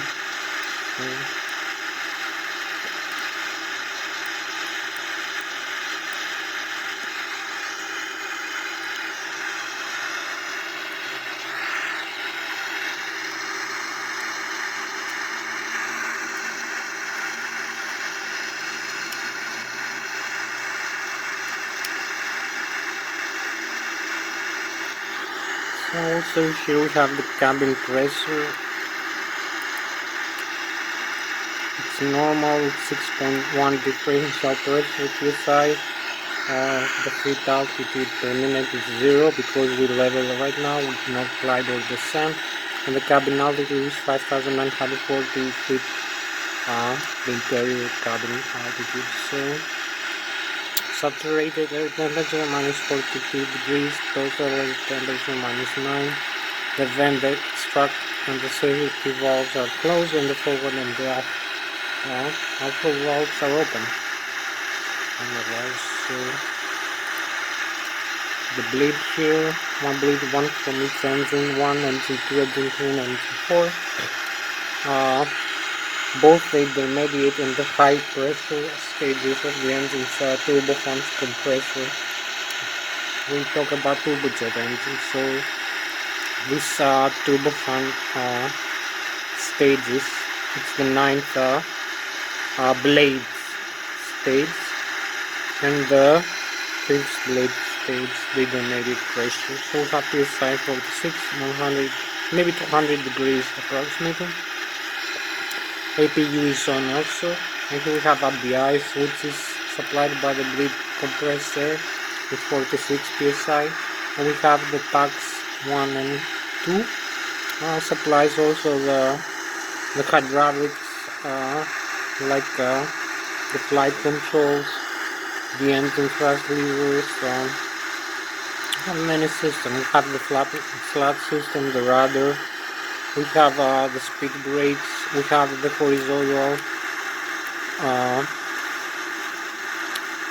horizontal stabilizer tail section of the aircraft, which has a automatic or manual trim, which uses some motors which work with hydraulic pressure.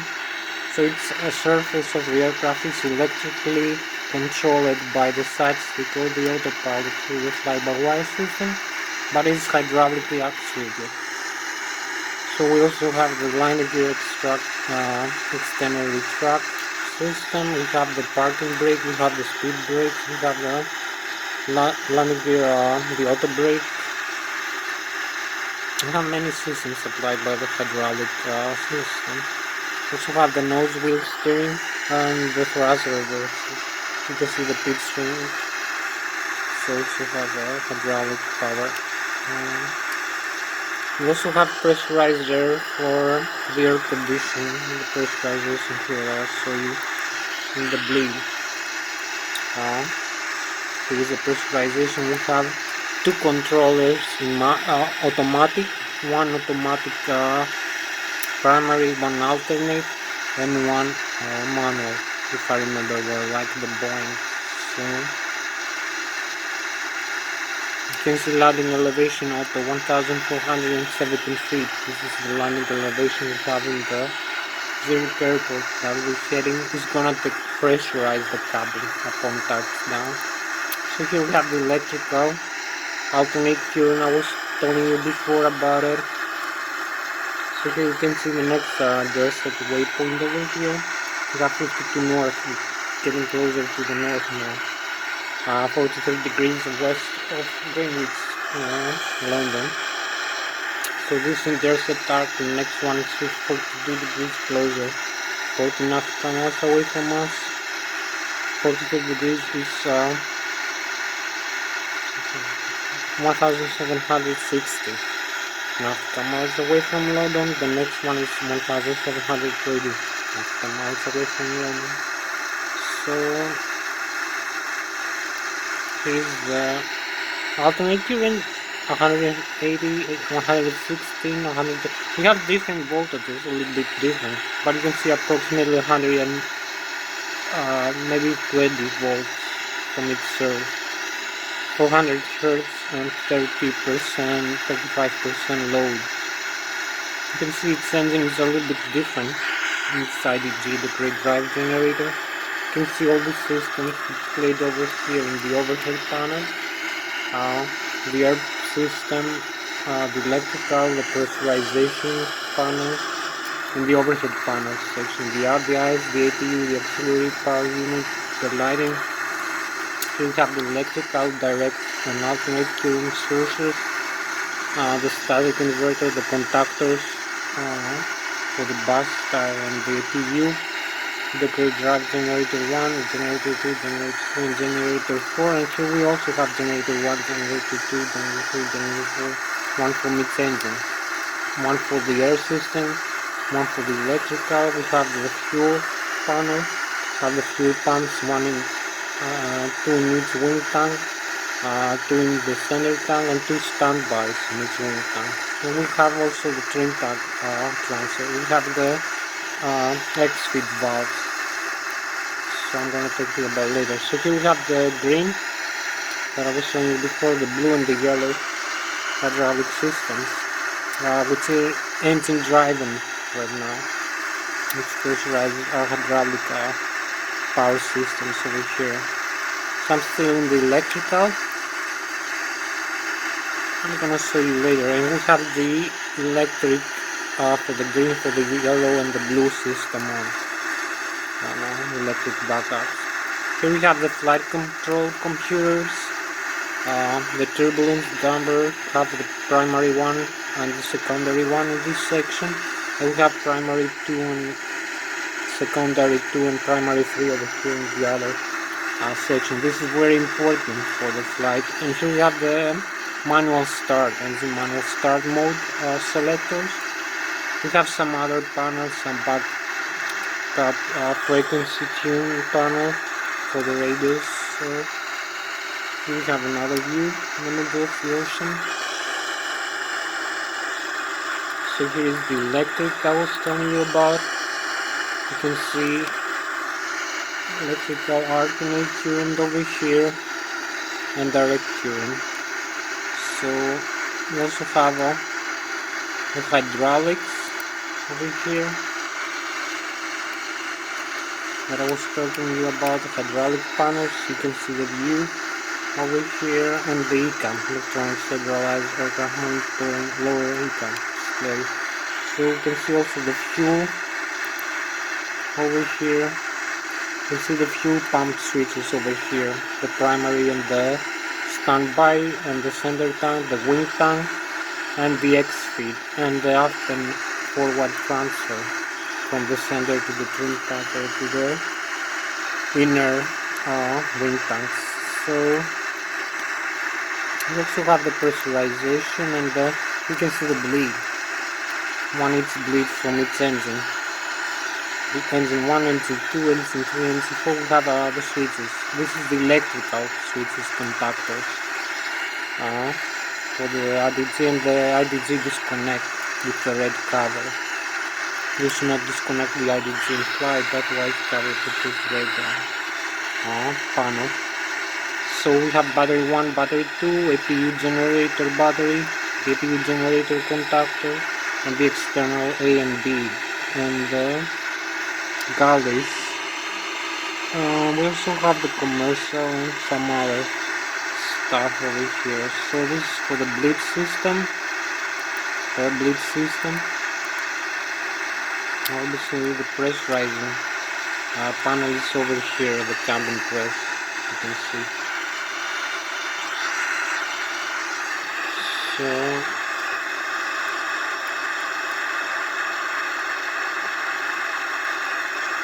I will show you the flight controls again.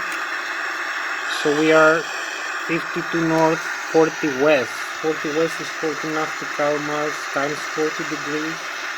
It's 1,600. Now we are at 1,620 approximately from the London Greenwich meridian. So here we are.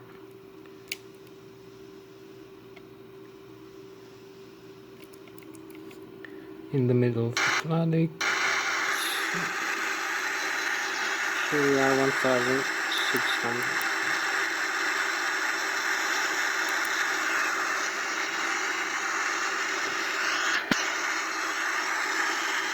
So we have 2 more hours for this flight. Yeah, exactly 2 more hours. After our destination.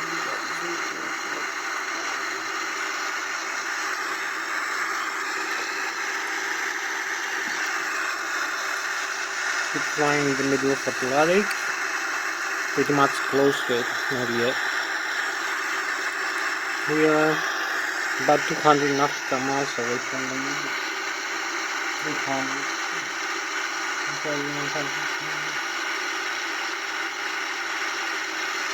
So I will tell when we reach the middle point between the east and west.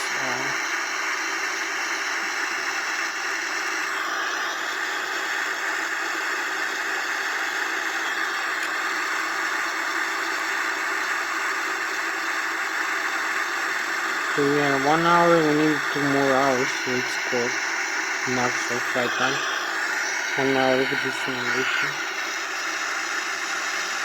So we passed the 1,600 nautical miles point from the London Greenwich. Now we go to the next one, 52 north, 39 west degrees, so it's 1,560 nautical miles west of London, and 52 degrees is like 1,520 nautical miles south of the North Pole. This angle here is subtended from the 50 degrees north, 52 degrees north as it goes south, and this one as it goes east from west. So it's not completely straight, it's like an arc, like a circle, as you see this circle. So it's also like straight, but it's represented like a straight line. So now we're heading closer to the London. We are exactly 1,560 from this point. This here, 1,560 nautical miles from London Greenwich Meridian. This and this point, this straight line. So the next one is 1,520 nautical miles. Is 40 miles. You can see this in the arc. 40 miles, 20 miles, 60 miles, 80 miles. You can increase this, but you won't see a lot. So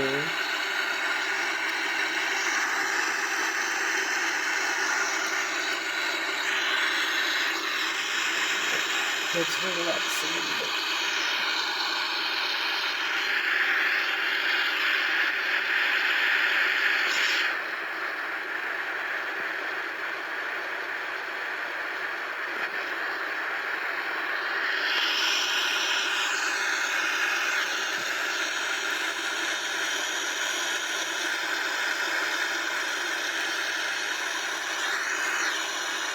Just how the clouds should pass by very fast. So we need 2 more hours to complete this video.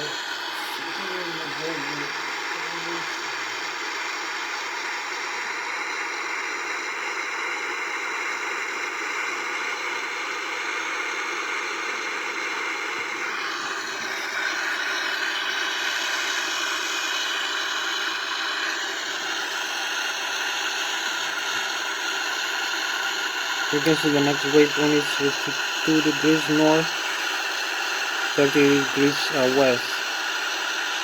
So it's 1,520 nautical miles west of London. The next one is 1,480 nautical miles. So we get closer and closer to London maybe. So the Greenwich. So this is 1,084 nautical miles away, but 1,100 nautical miles away from the middle. Next 3 points to the next one. So we're gonna be very close to the middle of Atlantic, between the east coast of Canada and the west coast of Europe, of Ireland and UK. So this point over here is the middle, this straight line. It's the middle point between North America and Ireland and UK, United Kingdom. So we need the same time to go back from this point, or to go forward. Now we are far away from, a little bit far away from Ireland and UK.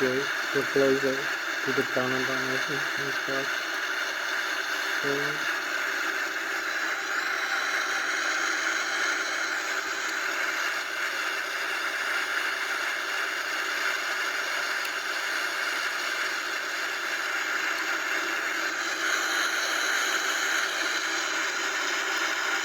the next one point is 40 nautical miles closer, 52 north. It's also getting closer to the north of the 37 west. So yeah. 1480 1480 nautical miles this straight line from London Greenwich. The next one is 1440 and the next one is 1400 exactly. So this is gonna be the middle of Atlantic. So if you have 35 was 52 and 52, 53, 54 it goes all the way up to 93 in the north pole. So you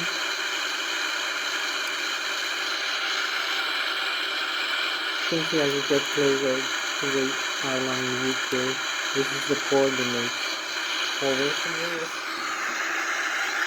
So we use this for navigation over here.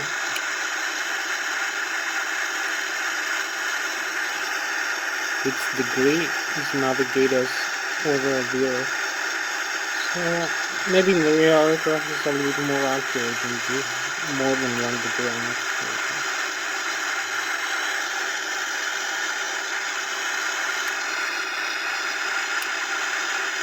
But most I have seen in the maps it's actually 1 degree, it's waypoint. So there is no reason for higher accuracy as you fly over here in the Atlantic Ocean.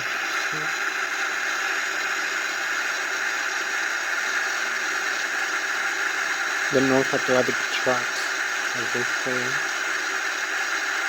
So now we are in the 36 degrees west. This circle line which intersects our track line over here as we heading east into the Ireland UK. 36 degrees. This is 1440 nautical miles. West of London, Greenwich Meridian. So here we have the absolute darkness. We are 40 miles east, west actually, from the middle of the cross, of the Atlantic crossing. So this point is either way the same distance as we go back into the Canada or further into the island. You can see how dark it is this time. Because it's 2 London time, it must be like must be midnight here. We just reached midnight at this point.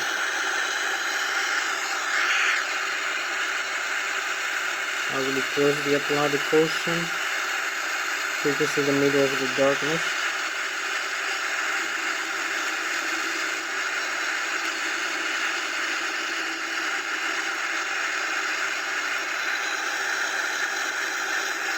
So at this moment time our 4 engines are running cool, the way we want, so there's no full display in the car.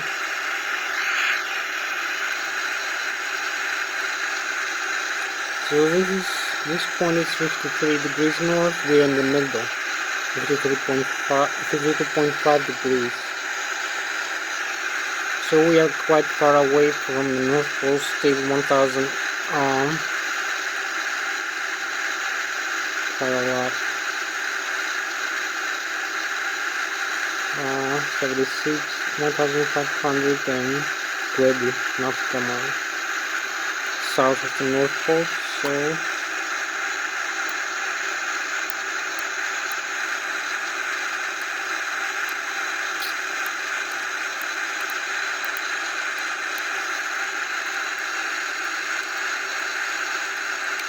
So this arc is 1400 nautical miles on the other side.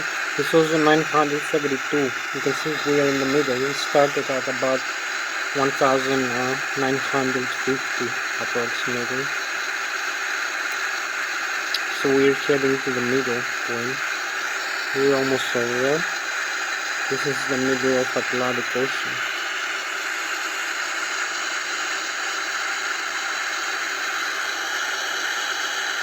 So now we are just 1 hour 45 minutes in real time on either side, approximately 3.5 hours. The whole transatlantic flight path. So the next point is even closer to the London language. It's gonna be 34 degrees this arc line. The next one is gonna be 33. The next one 32. The next one 31 degrees closer. It's degrees 40 nautical miles closer. 40 nautical miles, like 72 kilometers. From 1 degree in the 360 degrees Earth globe. So this is how the GPS and the flight management computer calculates our position and our destination. It orders the flight directors and the autopilots to coordinate the flight using the auto thrust, automatic thrust, and then removing the flight controls. We remove mostly the pitch screen, the horizontal stabilizer of the auto trim system. So let's have a view already. This is the midnight, and we are in the middle of Atlantic Ocean, 29,000 feet above the sea level, flying with Mach 0.86, 170 kilometers per hour. The ground speed is pretty much the same. So,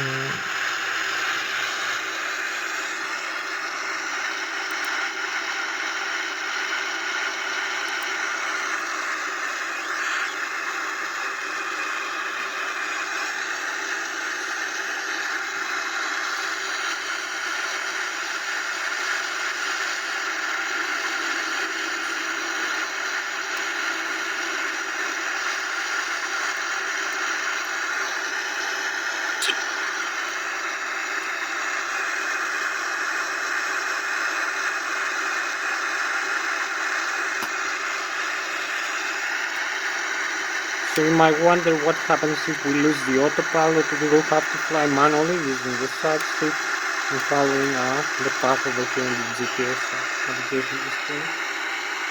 Or the GPS we have on the tablet over here. We can still navigate the aircraft to the destination or wherever else we want. So we have two autopilots for redundancy. We have one auto thrust which is dual channel primarily. It's the auto thrust commands its engine. We have four engines. Its engine has a Fabric 340 digital engine control computer which is dual channel. If one channel fails, the other one takes over as dial to control the aircraft thrust. We also have a flight control computer. We have five flight control computers, 3 primary, this one here, and 2 secondary, which make up what the fly-by-wire system is of the aircraft, which controls the flight control surfaces, the other ones, and the spoilers, and the rudder, and the elevator, and the trimmable carriage of the radio, and the rudder trim through the coordination in flight. So we have a G-limit request, and this makes the aircraft stable or turn all it's up and down in flight. So here's 53 degrees now, 33 degrees west. So now we are 1,300 ready. 1,300 ready. We're very close now to the Greenwich. 1,300 nautical miles away from it.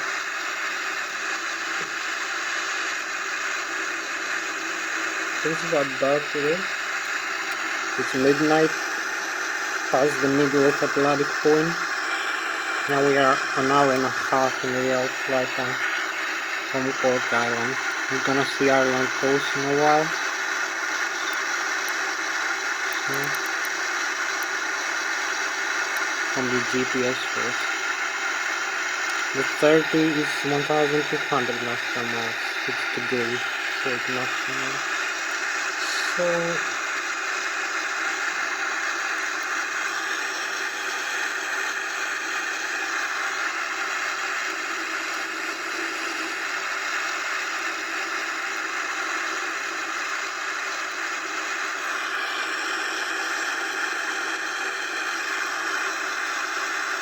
So 1 hour and a half, it's 45 minutes in this simulation rate. Gonna be, yeah, 2 hours to our airport. Destination. This is very cool.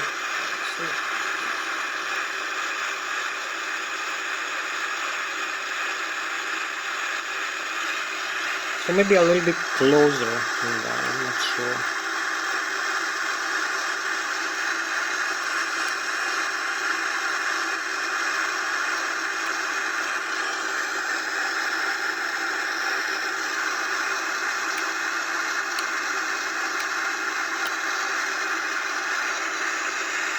This stuff has with any simulation rate.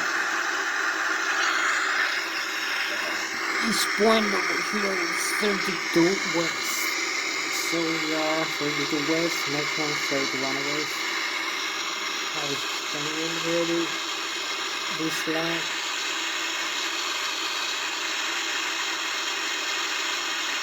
Uh, 1240, 280 nautical miles. The next one is 1240 nautical miles away. This line is south. 1280, 1200, 1160, 1120 nautical miles closer to Greenwich Meridian. Which overflies London in Paris region.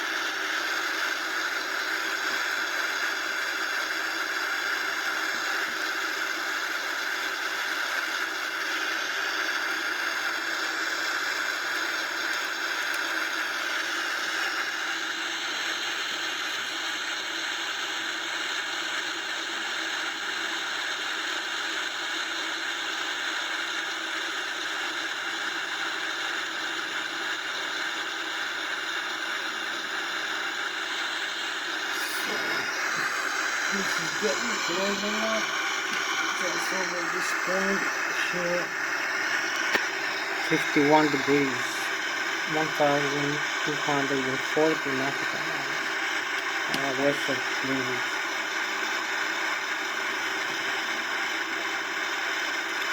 31 degrees west and 53 degrees north. Getting even closer to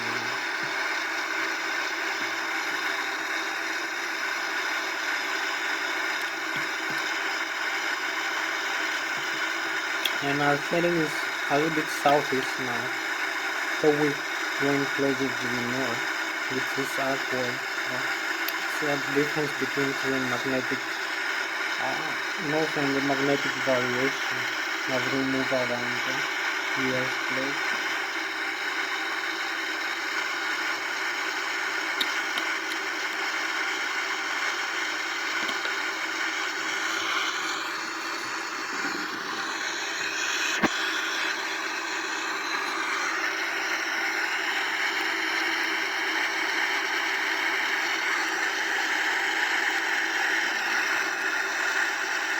So here we have the sunrise over here over Iceland.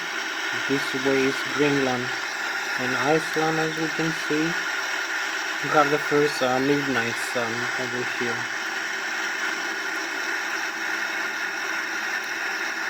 Maybe we got some, I don't know. It's cool.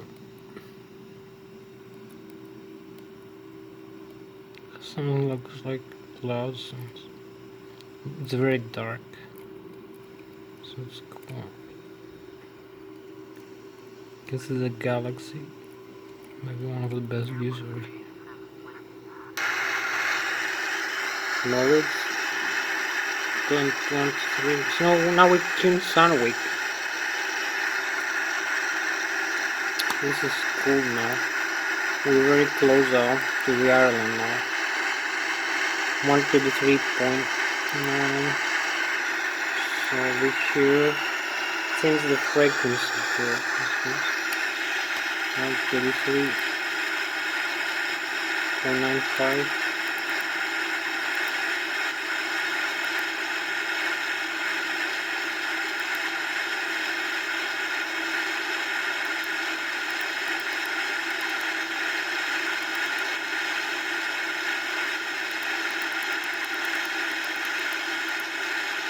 .95.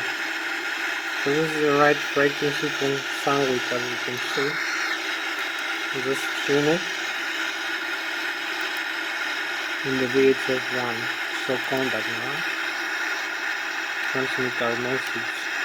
So this was 1,200 nautical miles to Sandwich. Not to London, Greenwich. Sandwich will remain closer than that. So we have something that looks like turbulence, a lot of it, as we fly over this point.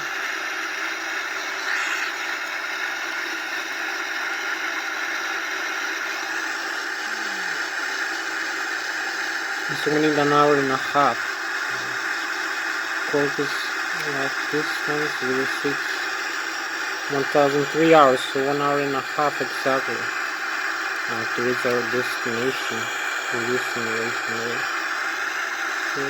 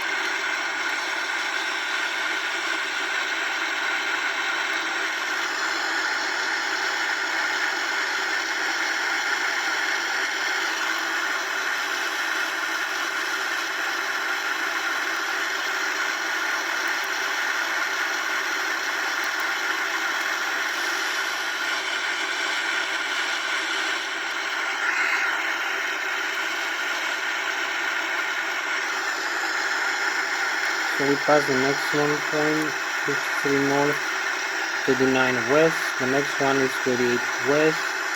We are 731 nautical miles away from port. It's gonna take an hour and a half or 45 minutes to reach port, and then another 1 hour.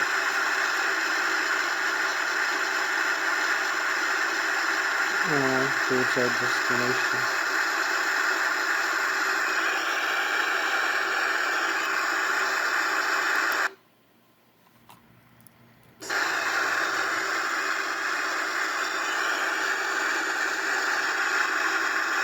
So destination is 1,530, 1 hour and a half.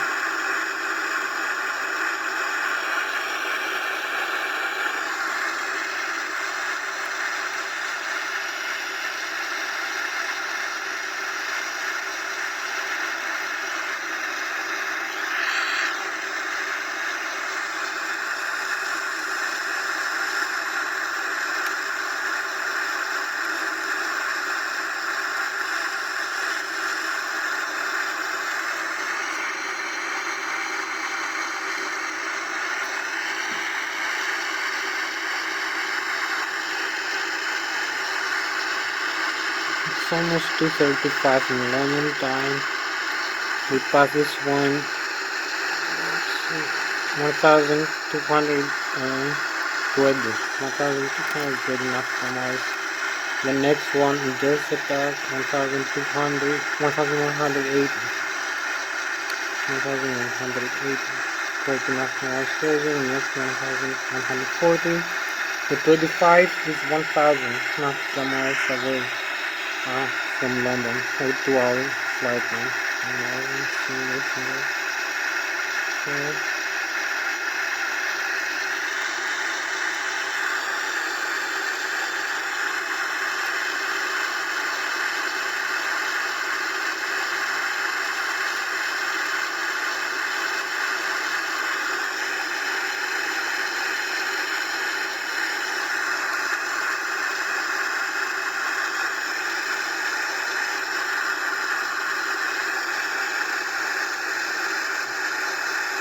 So this in their set is 1000 40 1080. 37 degrees. 1080. The next one is 1040. North from us away to south from the North Pole. Now we're getting closer to the south.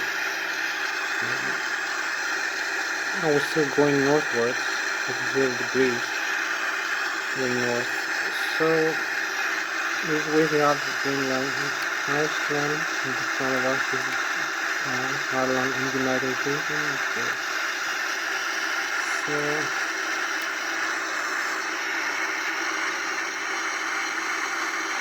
this is 1 hour 30 more minutes.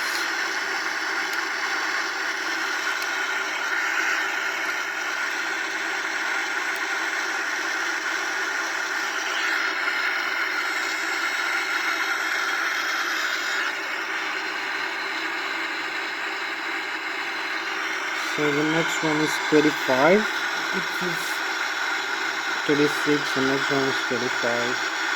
This one is 35.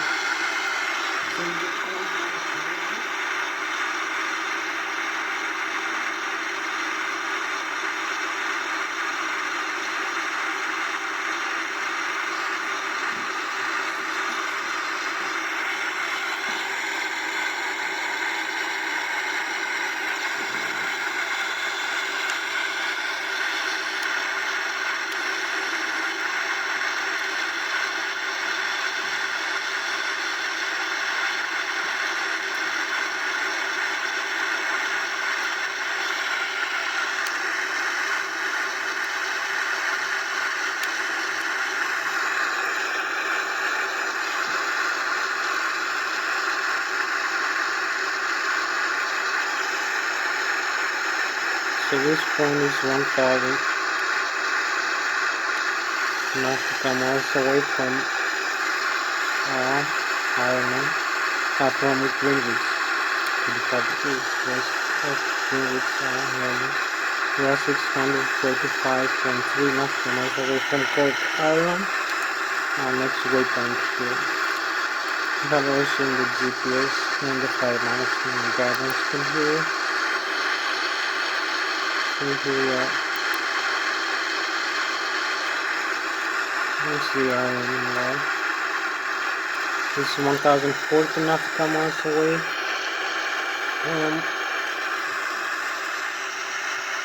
from Greenwich. This is as we fly over the Atlantic Ocean, in the middle of Atlantic. We're gonna have Ireland in a while.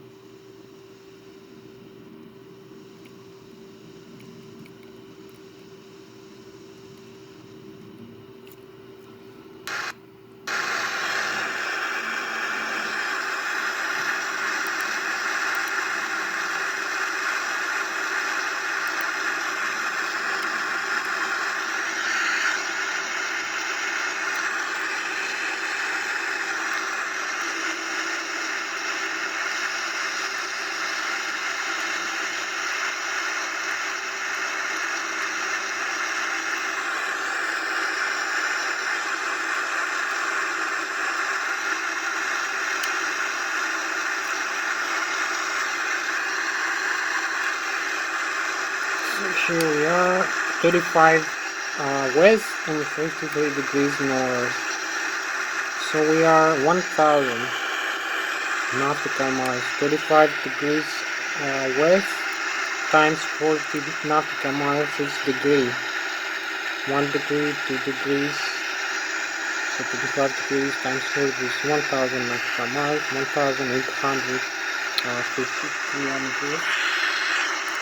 Away from London.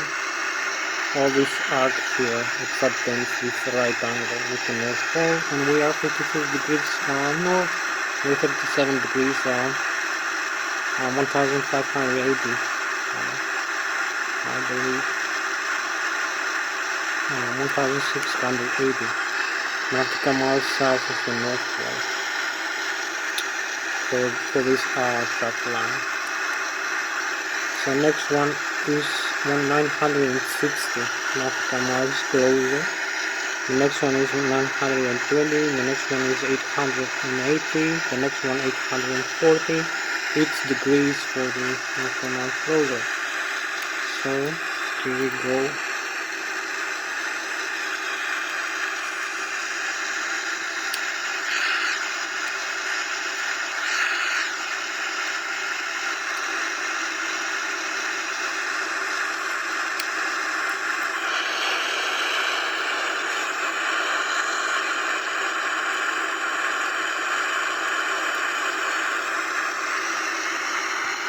So 1 hour 30 minutes more in this simulation video.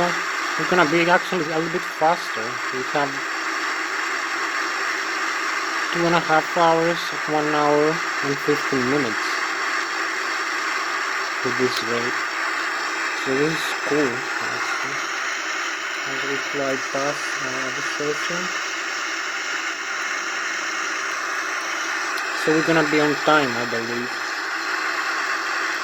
Right on time. So the next one is 900 and this is 34 degrees west of London and 53 degrees north, 38 degrees, 37 degrees south of the North Pole. Next one is 36 degrees south of the North Pole. Next one is 35 degrees south of the North Pole. But then is 100 and approximately 111 degrees. So 101. This is 110, 120. Yeah. So we only need to change this to heading.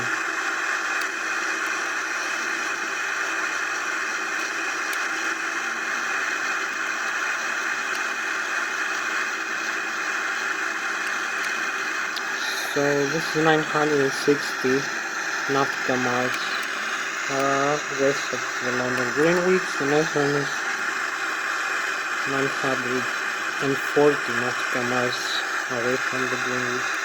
The next are subdense aircraft, as you can see.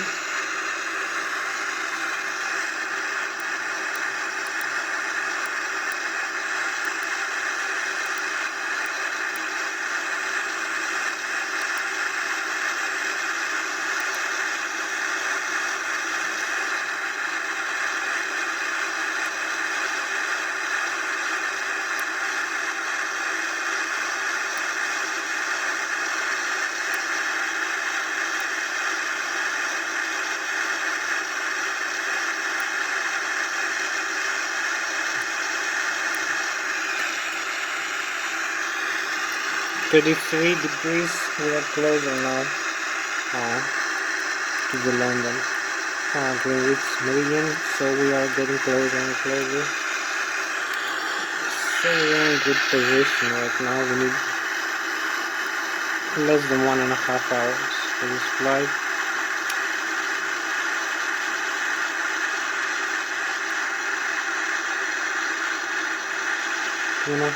Maybe 240, 130, yeah. So it's gonna be 1 hour 35 maybe, yeah. We're in a good position. We're doing well with this simulated rate.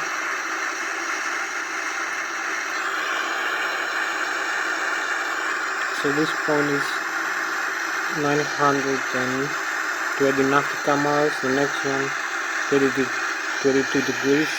This out from the North Pole to the south, and take the is 32 degrees west, which makes it 880 miles west of London. As we go now, past over here, have the flight management computer over here. We are tuned that Sunweek, the airline. Sender is just 1 hour away from Ireland. So we're gonna reach Ireland at 0355 with this airspeed and the ground speed. course we're heading 103 degrees. So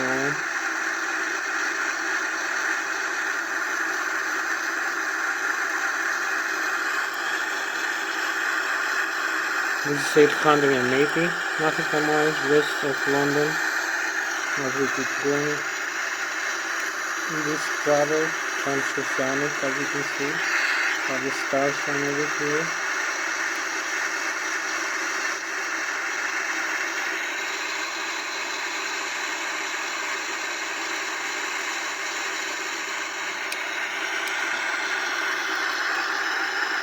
We are 30 minutes in simulation rate.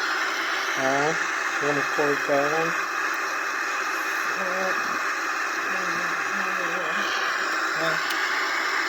It's perfect.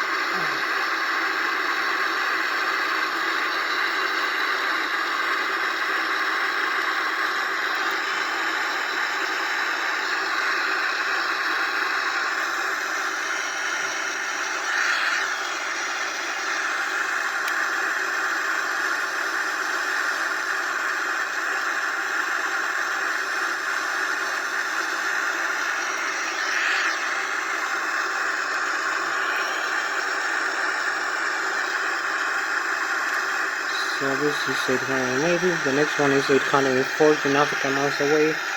This one called September, the next one, this is the degrees, 53 north, 57 degrees south, 30 degrees, 800 nautical miles away. So we get very close now to the port island. I can feel it. So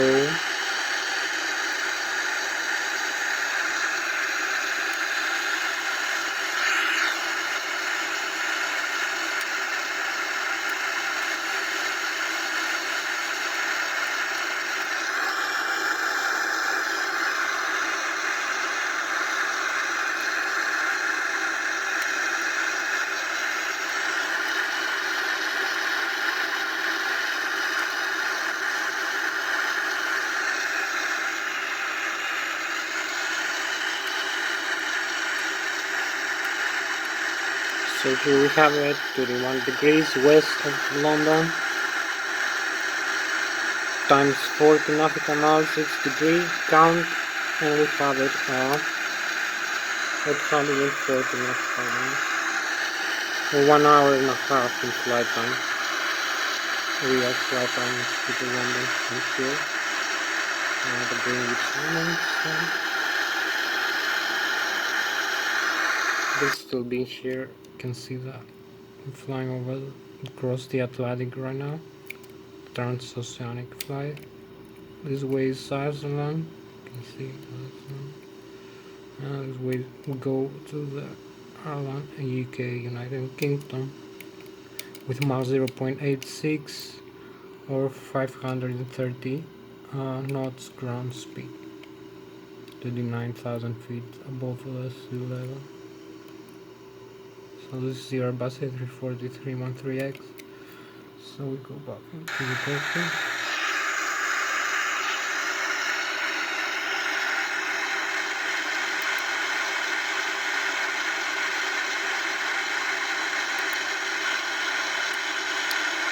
You can see one more time the engines are correct.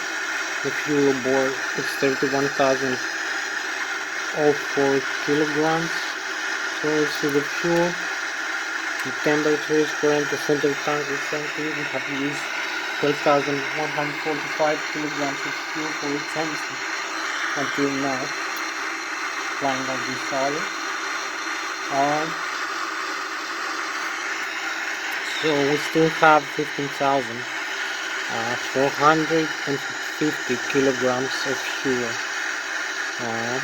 Which makes it, with this consumption fuel flow 2,380 per hour, it's gonna take us like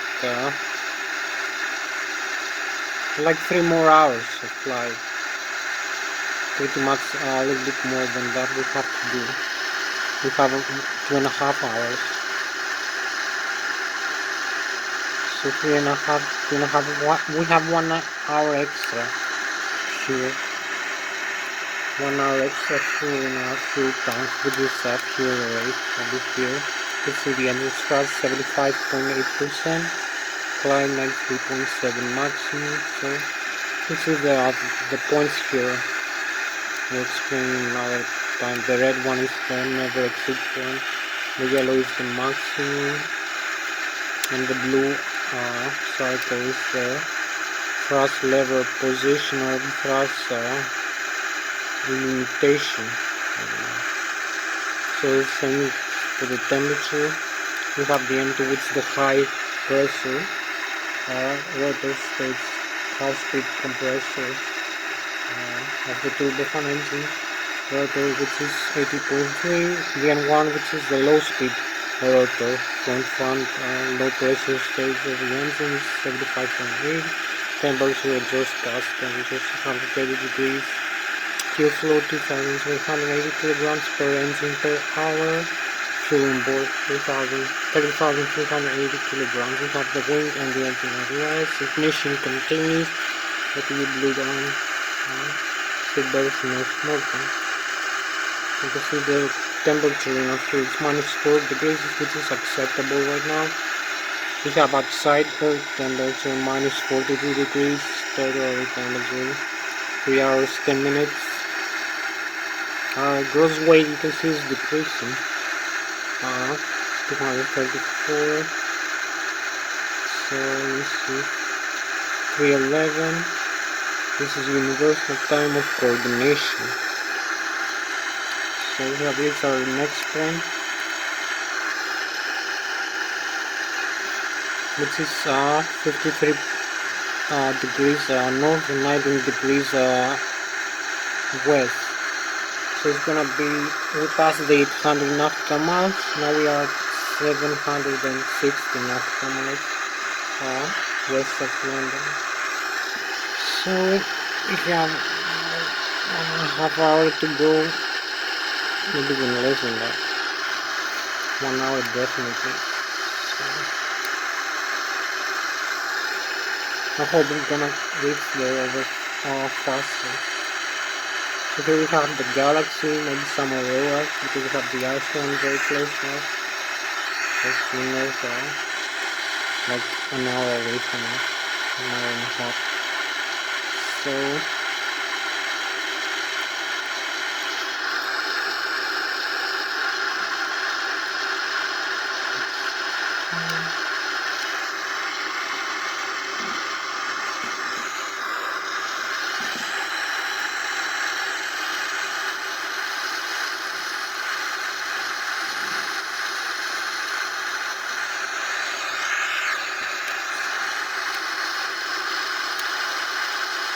yeah, definitely we have the aurora over here, over iPhone. It's a midnight sun, because it's like 1 hour past midnight right here. As you can see, we have a nice view over here outside. There's the galaxy and the stars. This is a nice view of the Airbus A340 you can see.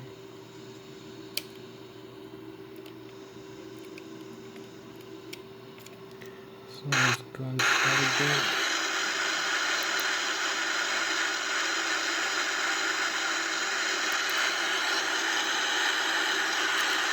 Oh, now we have the island inside. It's good. Yeah. 353 nautical miles away from port, 45 minutes. 5 minutes reasonably fast. So hopefully it's gonna be in 30 minutes, like 35 minutes over there. But times 40, we only need 1 more hour.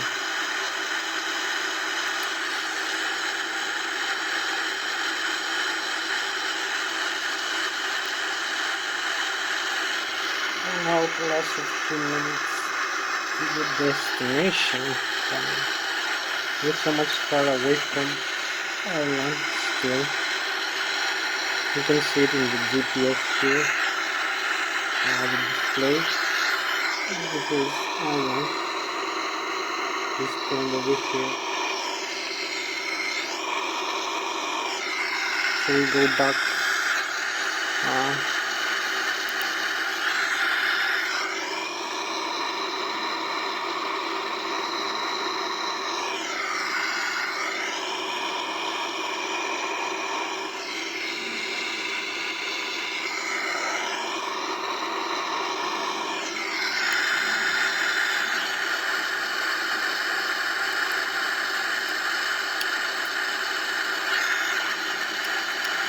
So here is the few last path we can have with the degrees counting as the coordinates in our CPU's navigation display. So here we are 17 degrees west and 53 degrees north. Now we're heading a little bit south from the north. So 70 degrees, it's 680 nautical miles away. And the next one is 16 degrees west, is 640 nautical miles away. The next one is 15 degrees. The next one is 14 degrees. The next one is 13 degrees. Over here you can see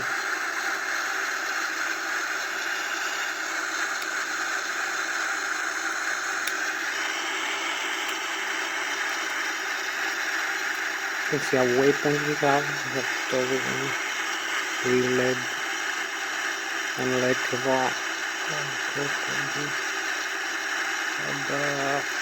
so we closer 640 nautical miles this angle. It's up from the North Pole, 1000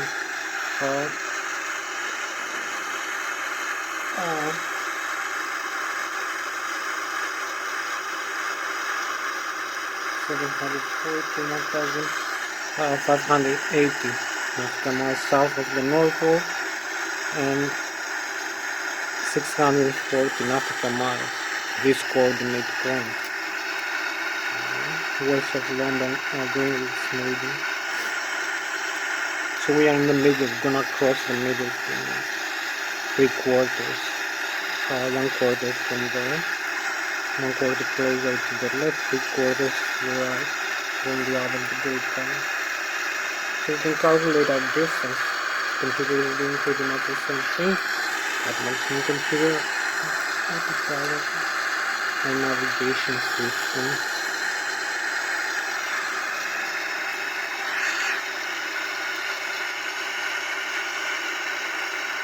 So we have the galaxy one more time.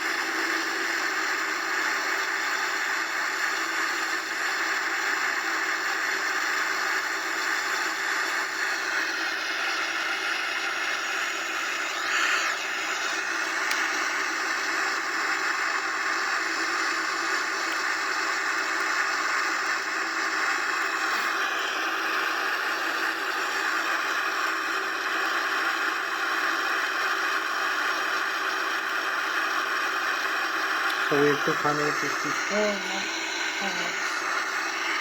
away from Cork Island. So we pass this point, which is 15 degrees, 15 degrees west and 53 degrees north. Is designated our coordinate system. So we have a handoff from Shannon Sender over here, acknowledge handoff. Team Shannon Sender in Ireland now. 137, so we change the frequency over here. 137, 10500.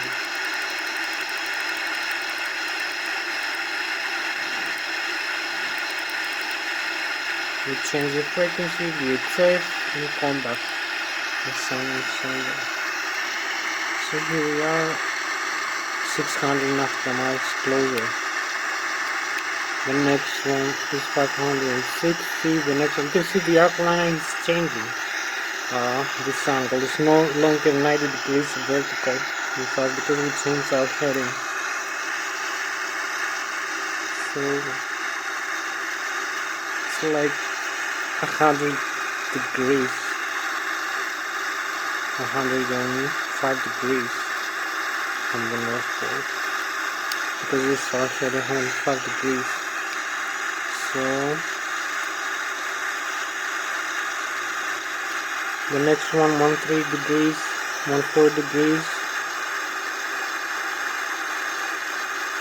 560 nautical miles. We can see the island now. Really close. Very close here.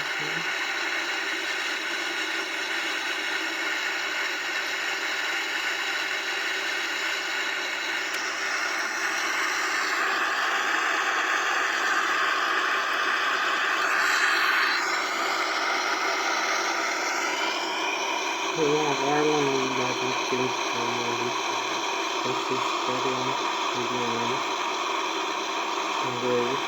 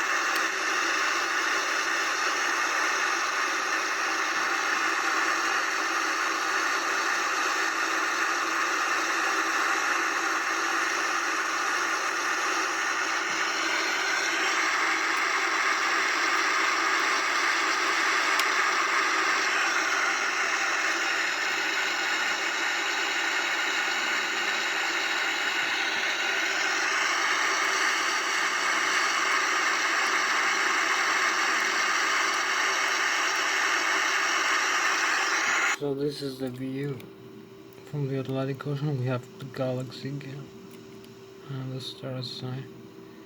We are 29,000 feet above sea level. Mach 0.86, 530 knots ground speed per hour. So go back to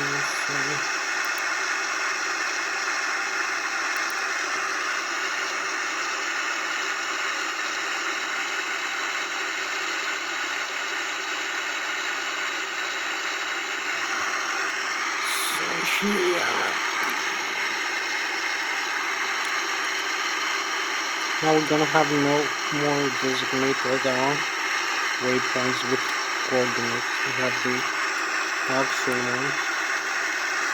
We have too much airports actually. Like have a few wars, airports, and few airports. Can increase the range and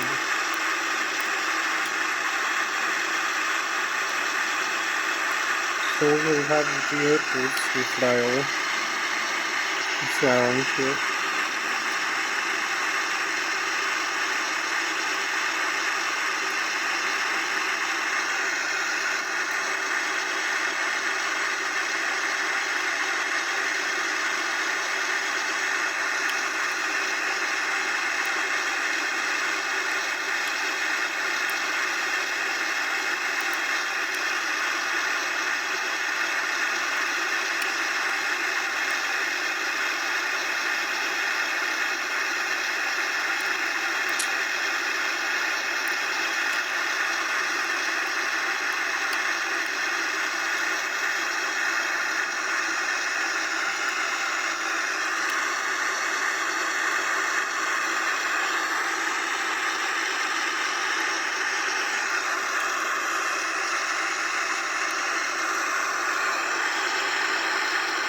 This is the waypoints of the Transatlantic tracks over here. The loader out, the limo out, the unit, Lewis, this is what they use across the Atlantic. The A340.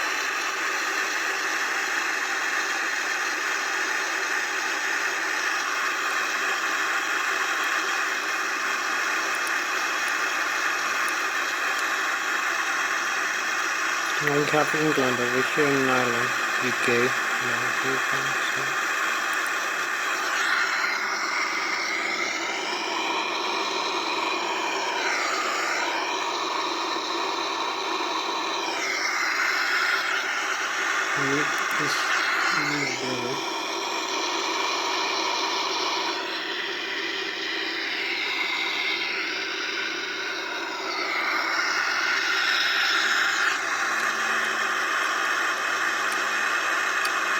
So we are just 30 minutes away from actual flight time. And it's in the simulator. So 30 minutes, 1 hour. So we're gonna be on time, I believe, hopefully. Start seeing the island here. Here we are.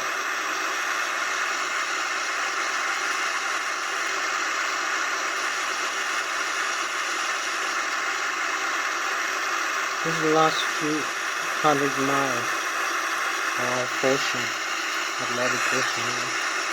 This is some flight. We're going into Ireland.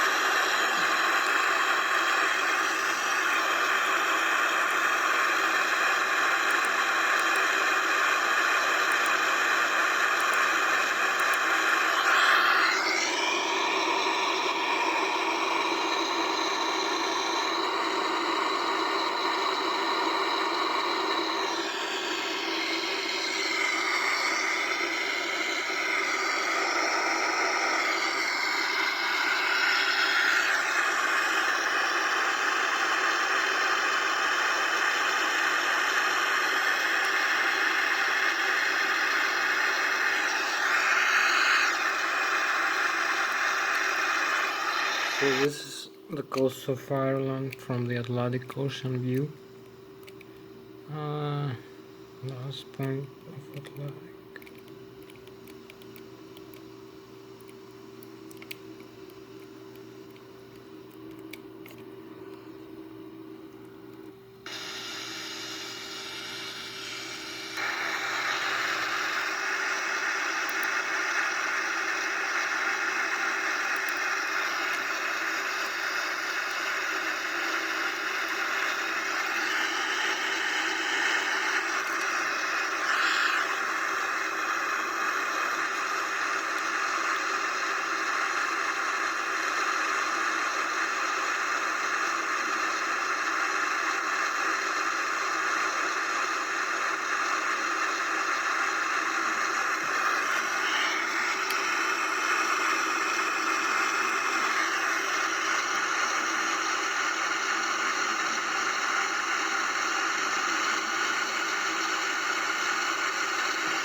So 1 more hour, here we are, less than 1 hour, hopefully, with this simulation rig. We have Ireland.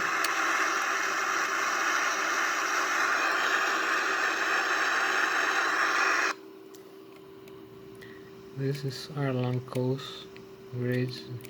We made it through the Atlantic Ocean from Canada, passed through the Atlantic. So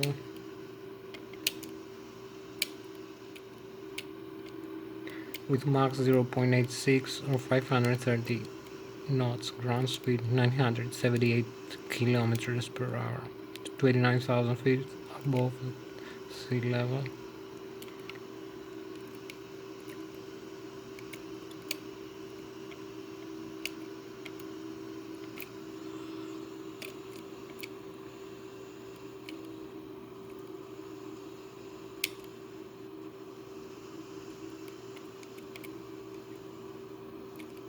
It's quite beautiful, this view over here. So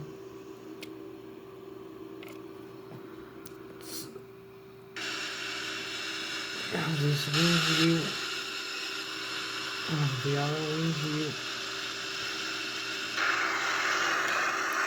So we're very close to the port. Using the GPS, we are exactly over Ireland. You can verify that. You can see where we're flying in the Cork Island. You can see our arrival time is only 48 nautical miles away, so it's less than 6 minutes in actual flight time. 10 minutes simulation. So good news is 1 hour and a half, 45 minutes. Usually to reach our destination in Zurich. So here we are. You can see it's Ireland and UK in front of us. We have England, Scotland, and Wales, the United Kingdom, on the other side of the Norway.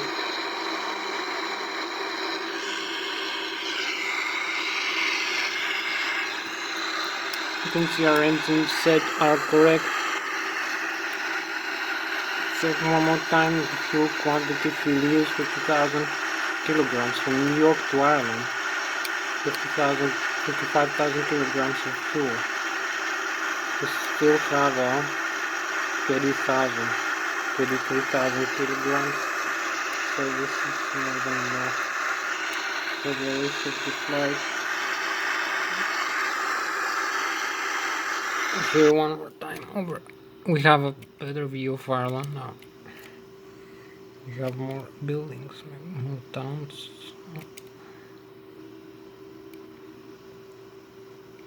So maybe this is Dublin or Belfast, I'm not sure.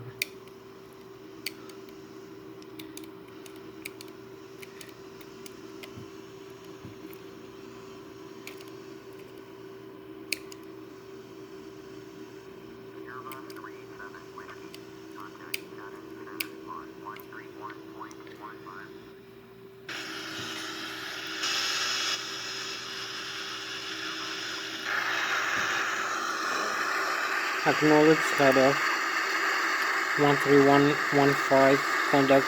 Okay, tune over here, so we have a tune in contact.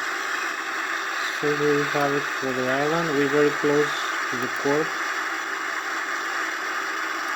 Having the GPS. Now we're going over to the next waypoint after that, which is going to be on the Burma in the South United Kingdom in Wales. So here now we're going Burma. 257 256 so we arrival time on 0424 UTC Universal Time of Coordination London time 03.56. So 38 minutes or 14 minutes video simulation.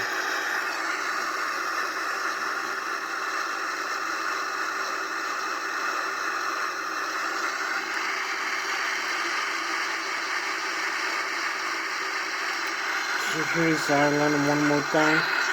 Oh, we pass through over it.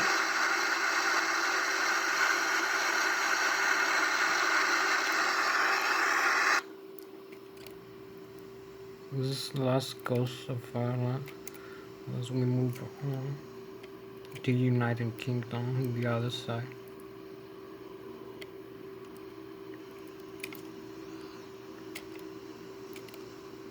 We also have Northern Ireland from this side. This must be Dublin. This one must be Belfast. So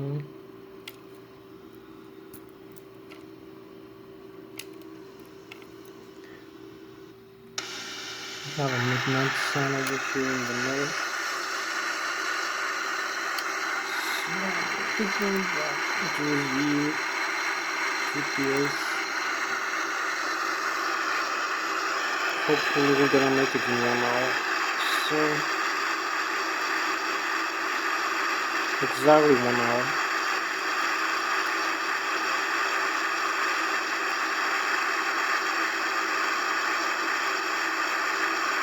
One hour and 45 minutes.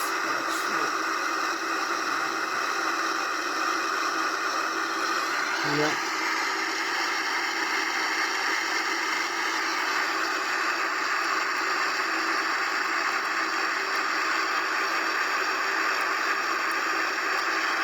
We have some turbulence again.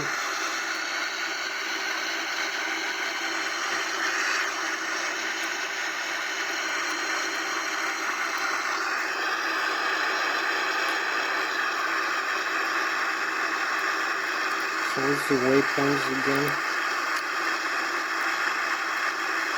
Have different waypoints. War. Have a lot of war. Those stations. And non-directional beacons over the United Kingdom.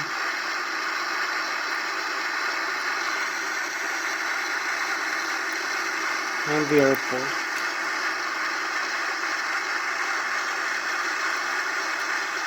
Contact Manchester now.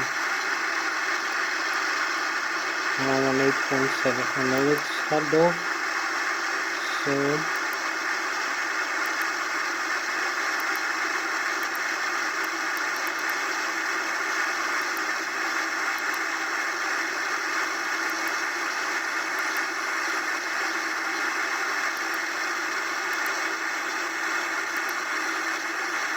human contact. So contact the Manchester. So we're flying over UK now.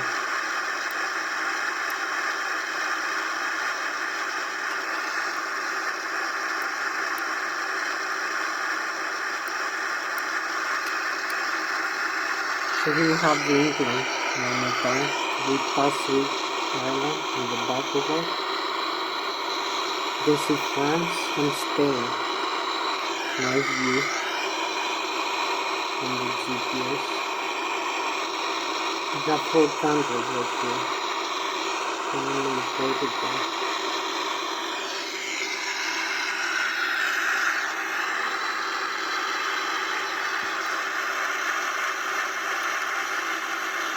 So this was the airline in the back of us. Now we cross the channel. Now we're going to UK. Let's see one more time here. In the back of us. Ireland is almost gone in the back. So we can see Madison maybe here. Maybe this is Scotland. So we have Northern Ireland here on this side. So let's go back.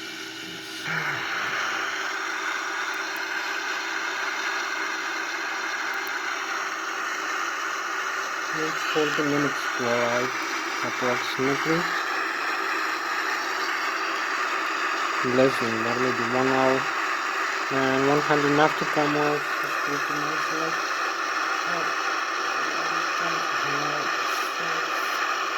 40 minutes. So it's gonna be a like 18 and 20. 40 minutes in simulated rate. It's twice in the real flight time. We use accelerated simulation rate times 2 because we have no enough time to edit the whole video. Maybe I have to do somewhere after this video.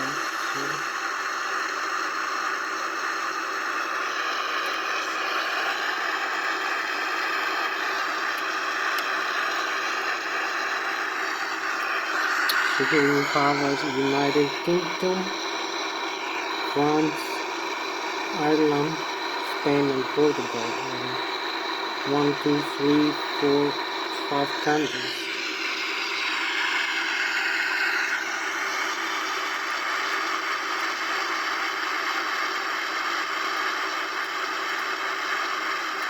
You can see even Holland, one more country, and maybe Germany. So we have 6, 7 countries now. Maybe Belgium, 7 countries. Maybe 8 countries. I believe we're in a good position right now.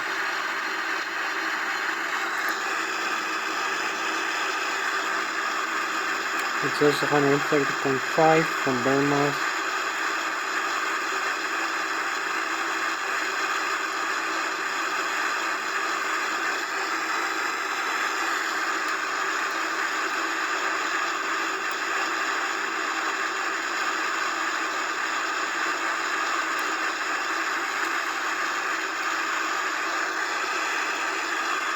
So here is Burma. This magenta symbol over here.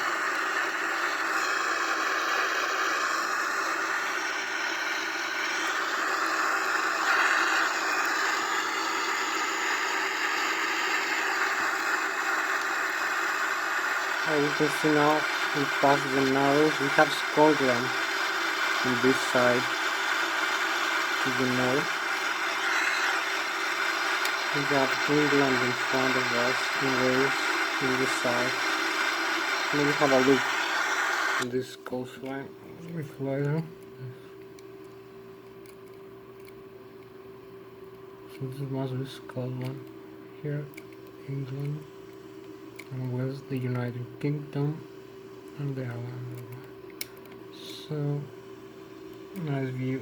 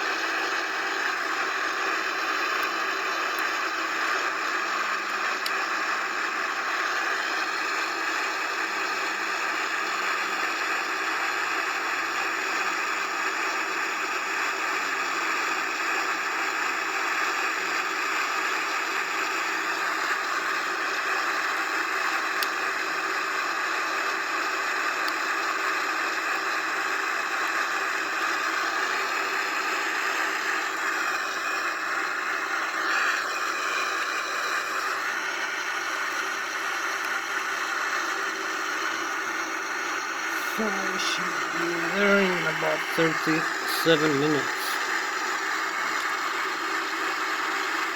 Yeah.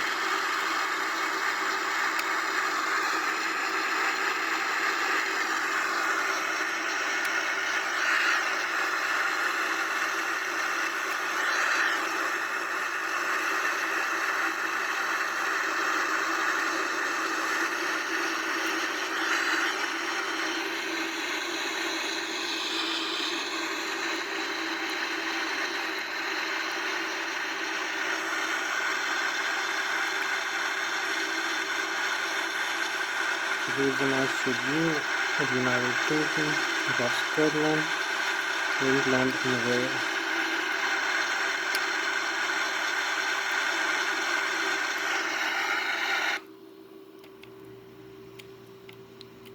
So this is the UK, United Kingdom.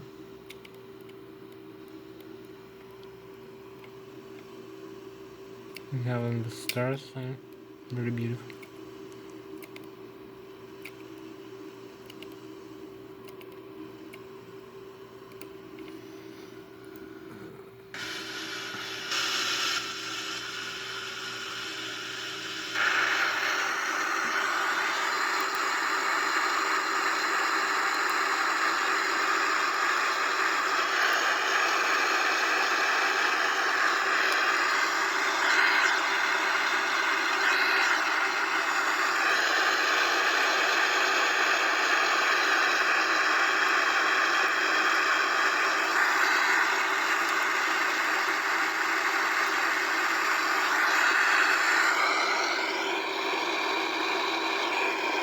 We're very close to Burma, so we're just 3 minutes away. 3 or 4 minutes. Then we turn to France.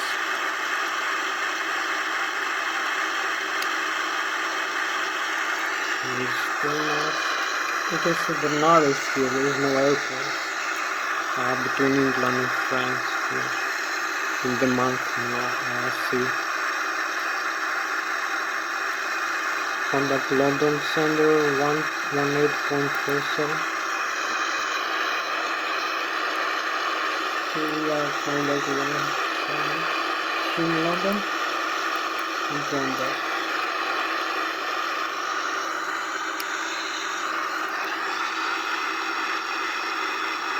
Wow, we have a nice view here. You can see France, you can see Spain, you can see Holland, Germany, Denmark,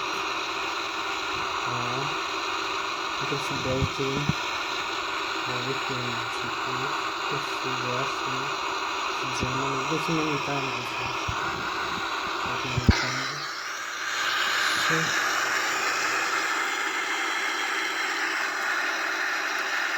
We almost reached Airbus. So it's not Airbus away.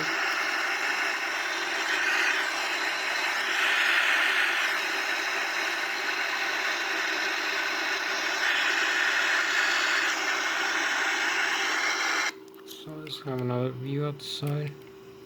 So this is Bournemouth,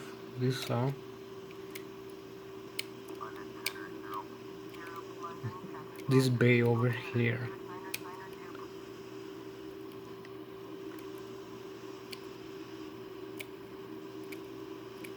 Gonna fly over it. It's the airport. So you can see the dawn now, the sunrise.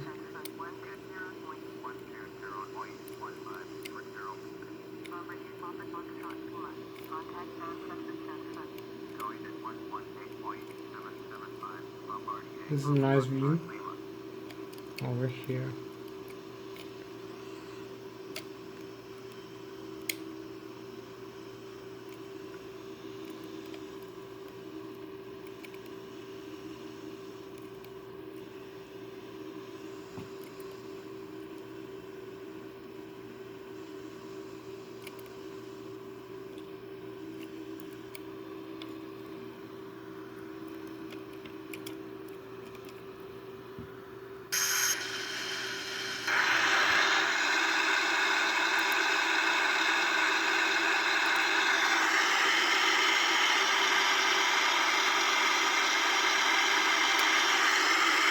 Now we change our heading to Nixon.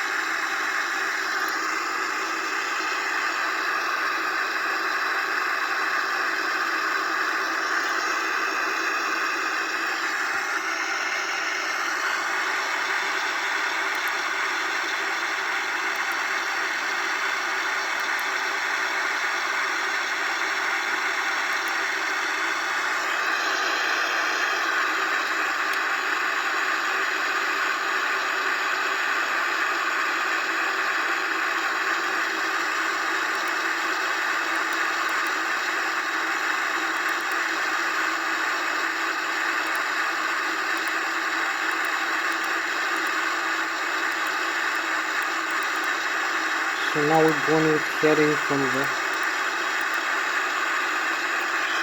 from the control tower over here, 3145. We need to align ourselves again. We lost our alignment for a while.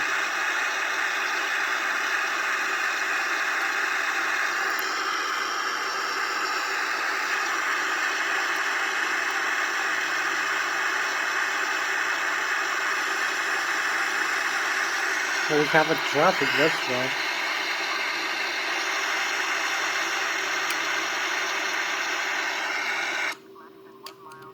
So here is Burma, just past through.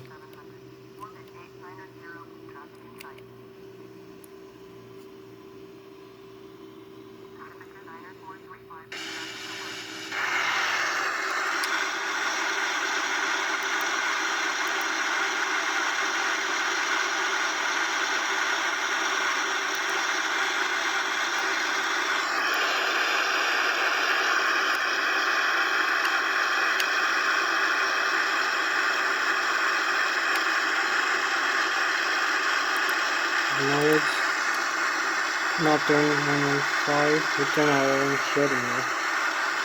Resume navigation.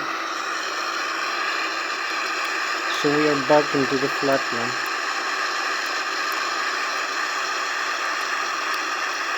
Hopefully.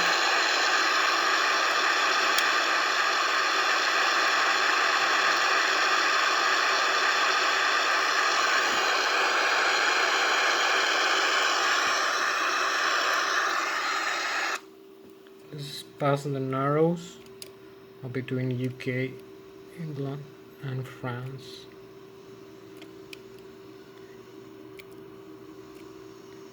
Still traveling with Mach 0.86. See the Narrows here, the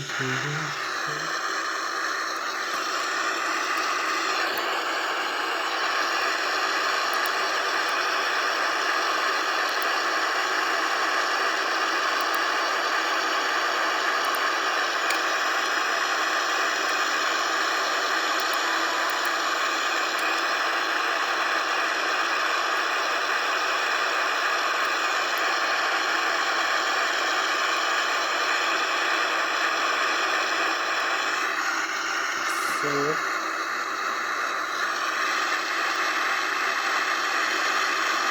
30 minutes away. Now it's instruction.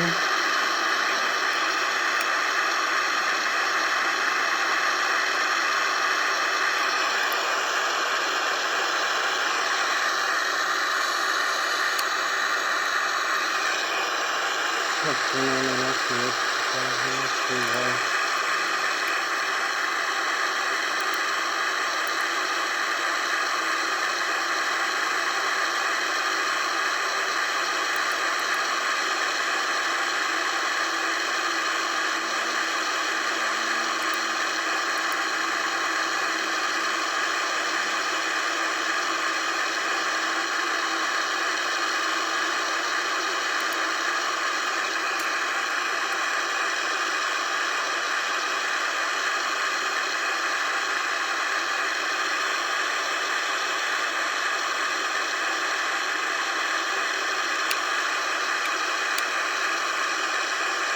Knowledge instruction. Tune Paris and contact time.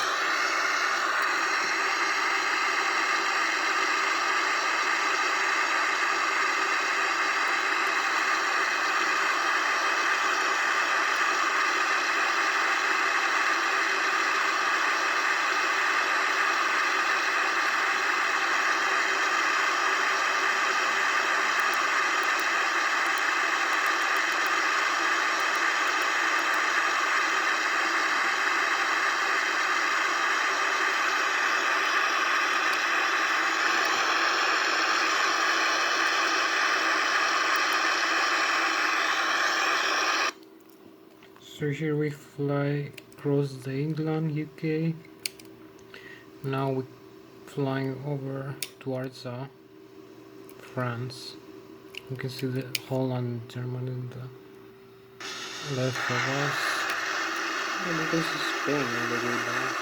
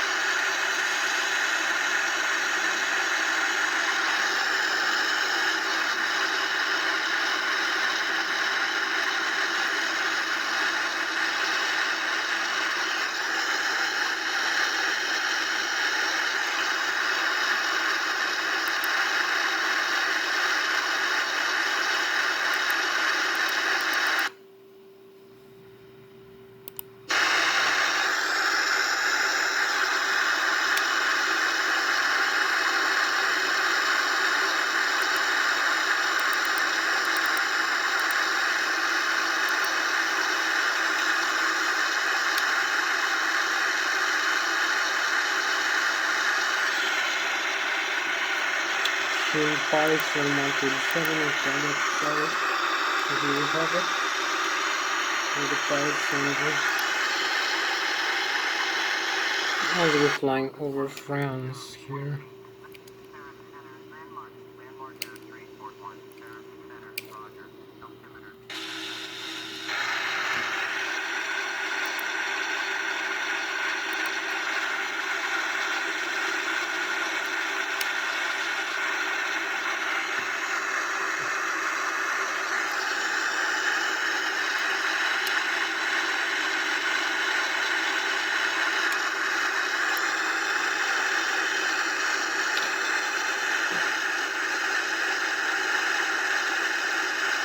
We need to coordinate our compass here, that's why.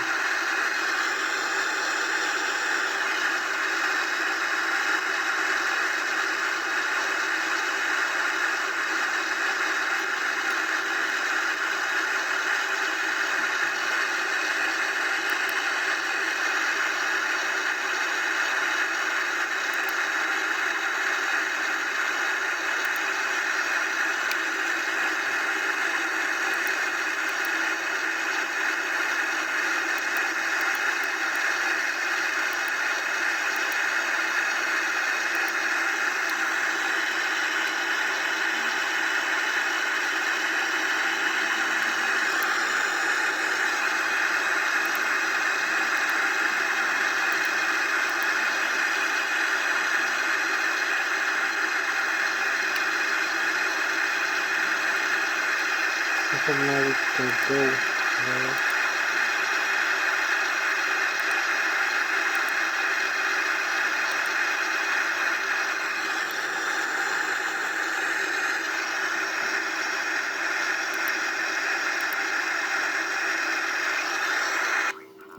So here we have it.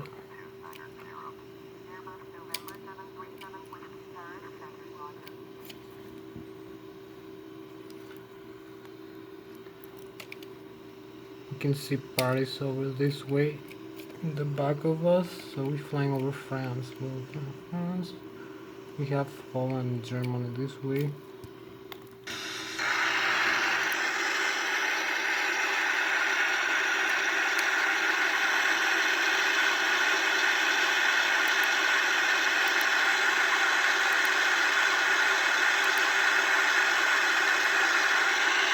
So we need 30 minutes. Approximately.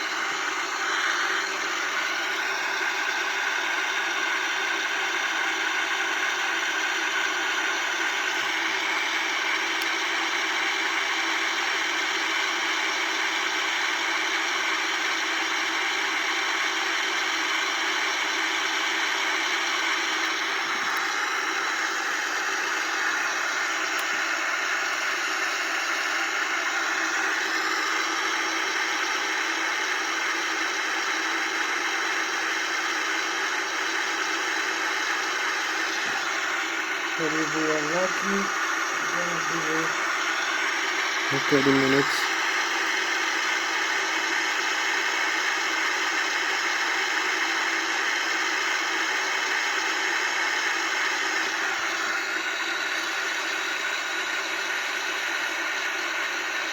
We're just 30 minutes away from our destination. We'll be flying France from other regions, so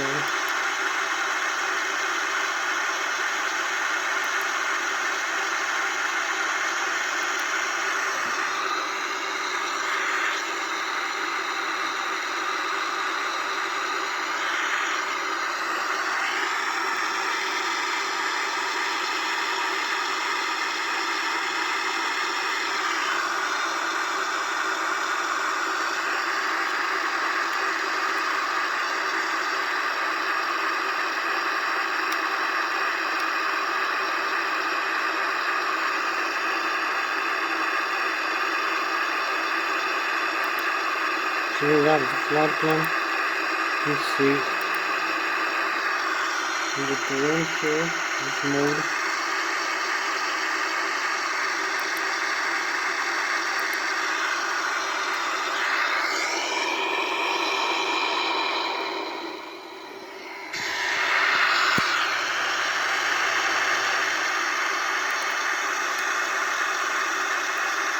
this for the airport. And we're very close. We have the 320 nautical miles, 250, so we're very close. We're in a good position. We have the airport inside here. Where we're gonna land and shoot here. Okay.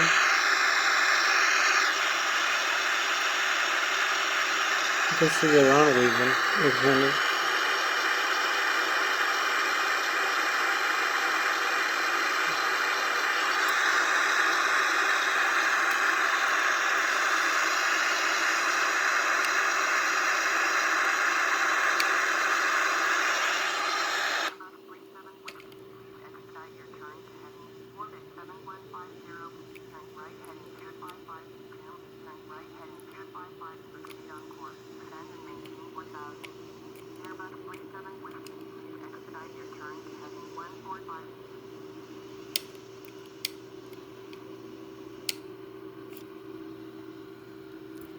So this is Holland, Germany, this is France.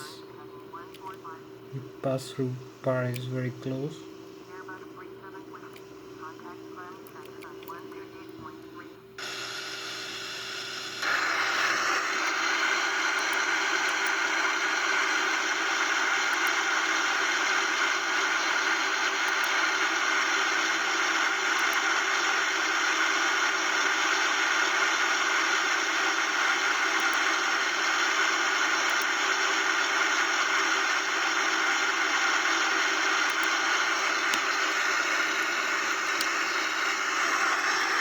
So here we are, just less than 30 minutes away.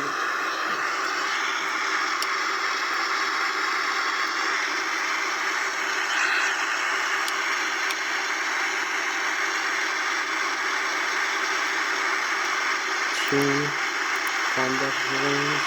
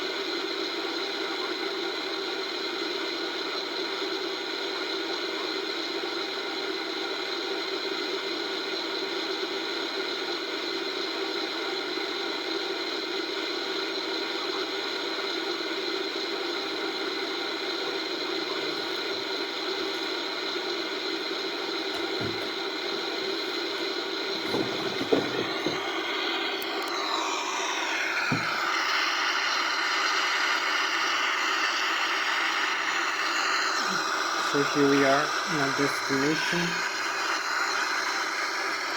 following the flight path. We're just 154 nautical miles away. Top of the sun, 0522. 19 minutes to top of the sun.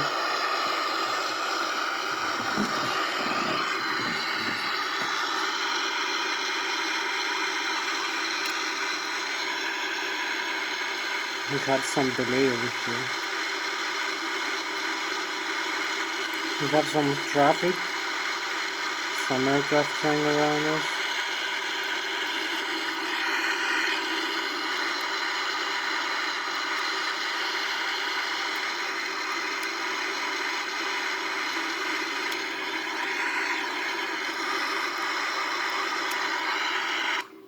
Much better view now for the Airbus A340 313X. Here we have the traffic on the right of us. 1, 2, 3, 4, 5, 6, 6 aircraft around us. Quite a busy area.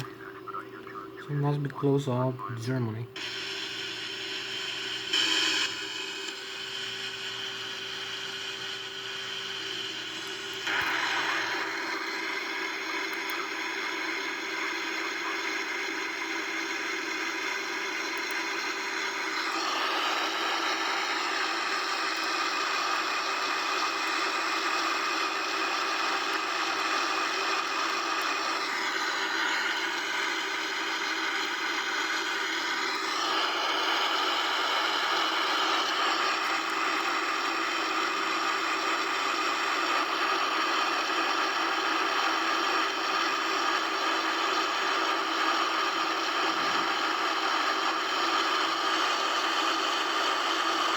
"34 more minutes.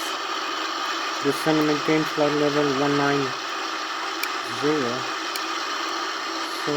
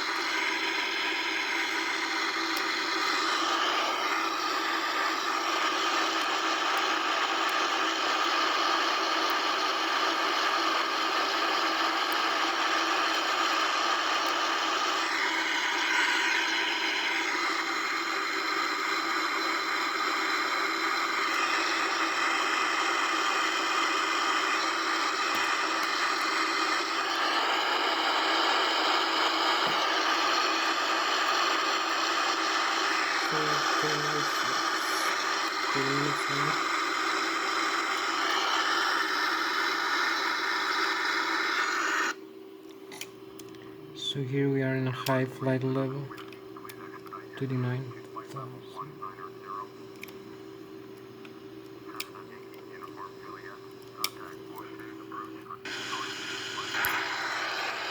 So we're gonna start descending now.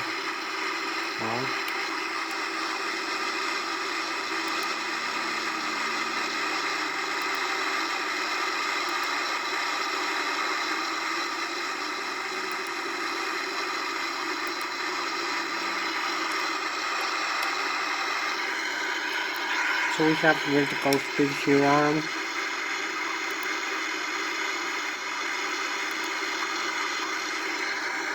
Let's see as we're heading down towards Switzerland.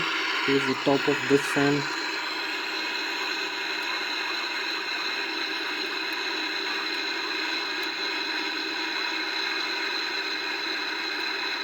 Okay, 1-4 approach.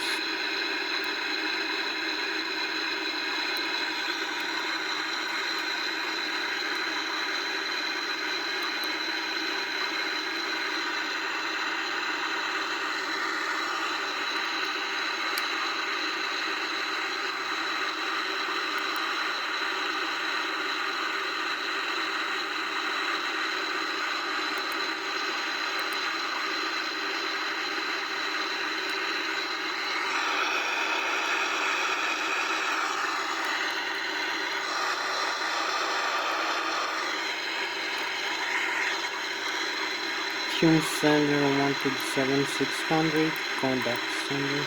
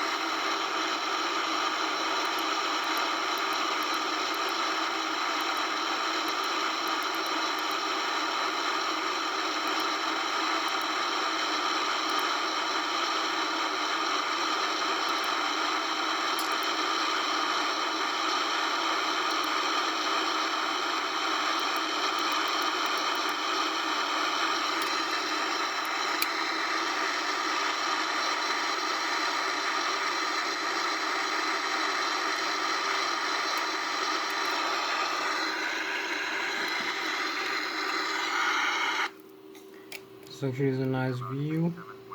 We have Switzerland here, Germany.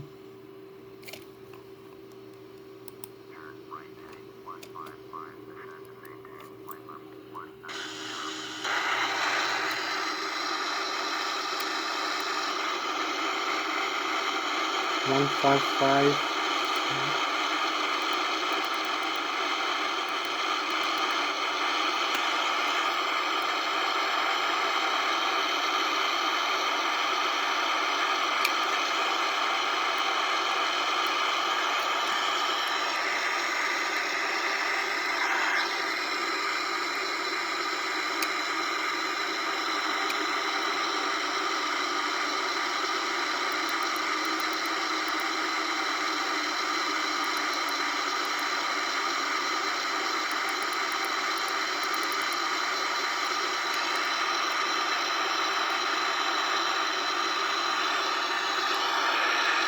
So here we are very close actually.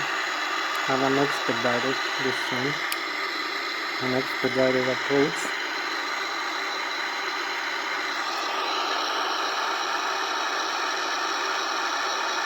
We're about 35 miles away. I believe we're gonna make it.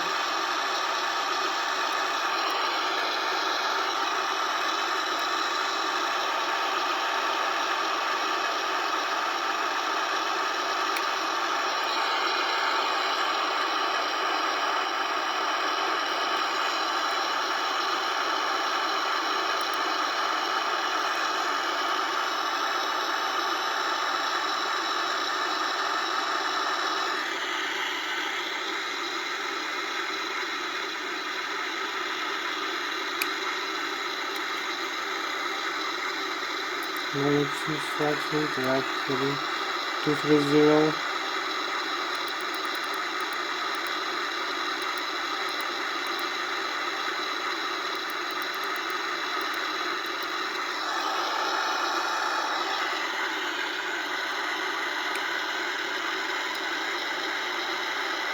Two 60.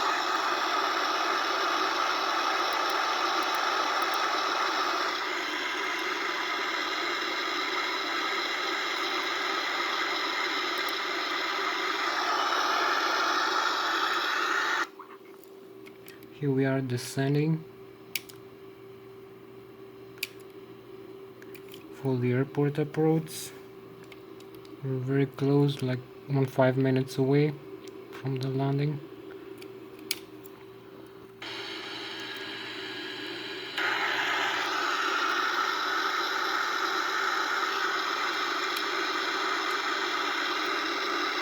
Okay.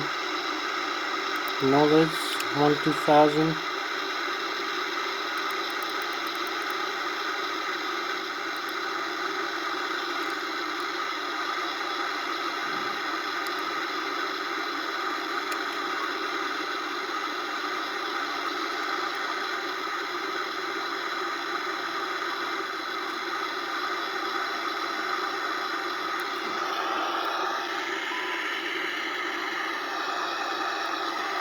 So Alice 14 descending mid-gain 4000.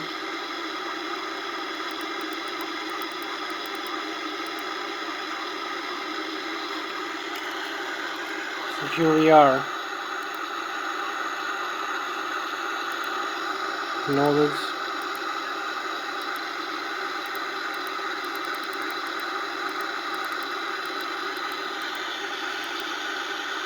Tune. Contact. So here we are.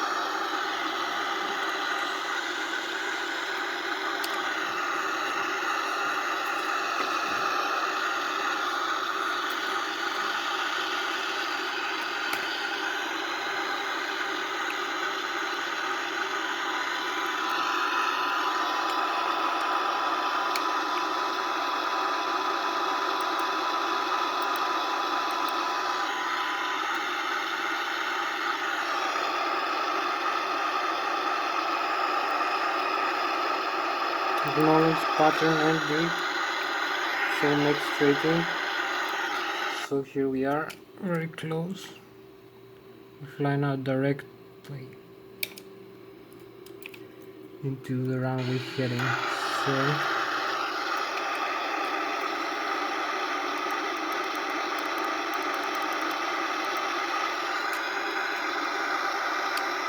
like straight in.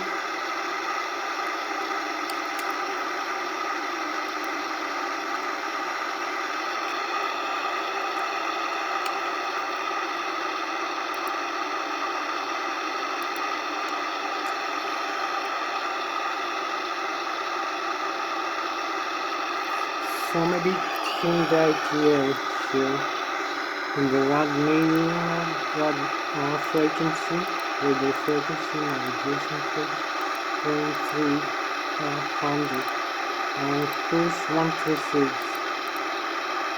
CRS 136. So performance activate and confirm activate 9.92 temperature until 100.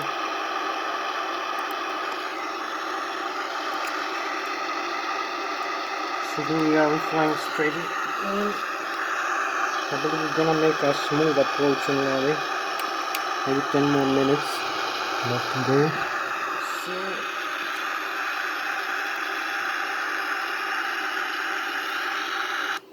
you have a nice view over here of the Airbus A340 313X. Here we have it.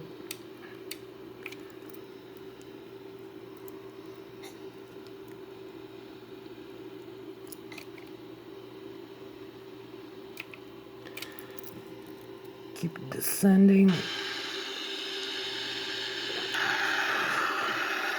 We are in a much better approach now position for this landing. So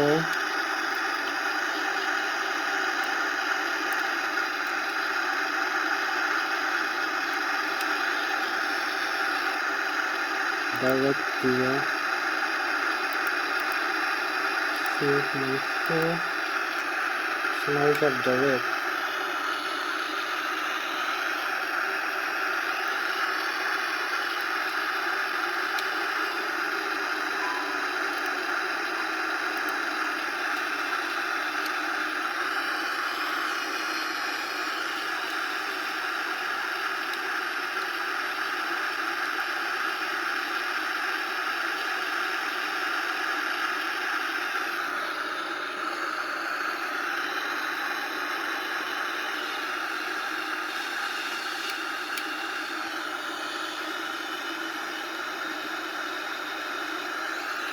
So we need like 10 more minutes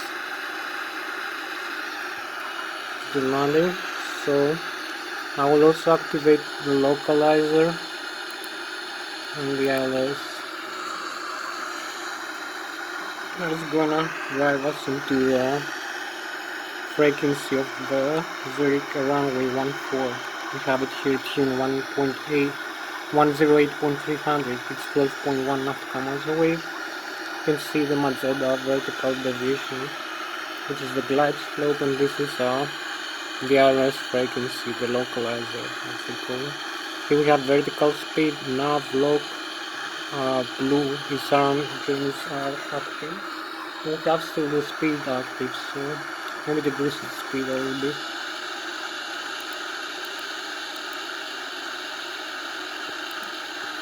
Maybe 162 knots now. We need to decrease the airspeed.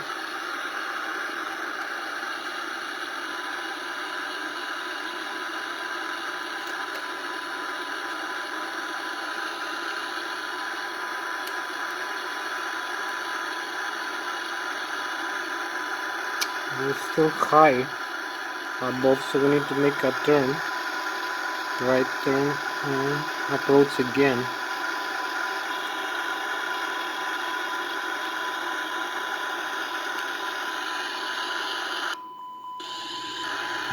So I disconnect the autopilot, fly manually.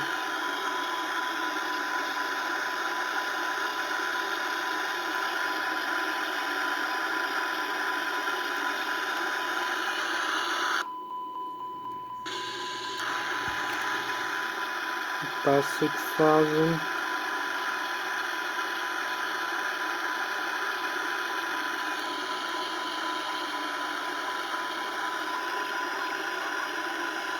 I use manual thrust,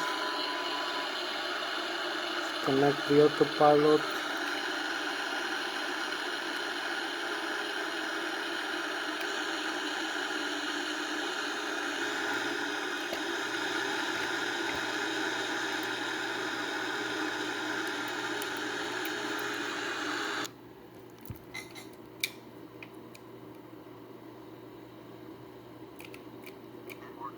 You can see the runway in the back of us. As we keep turning on.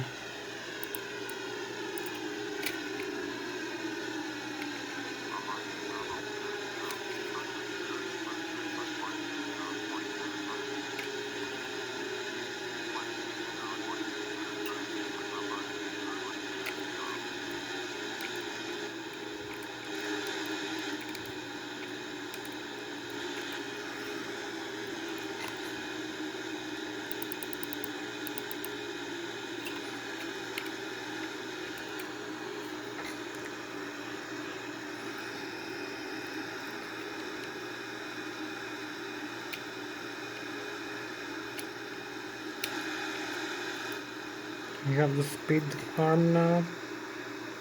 We're just very close.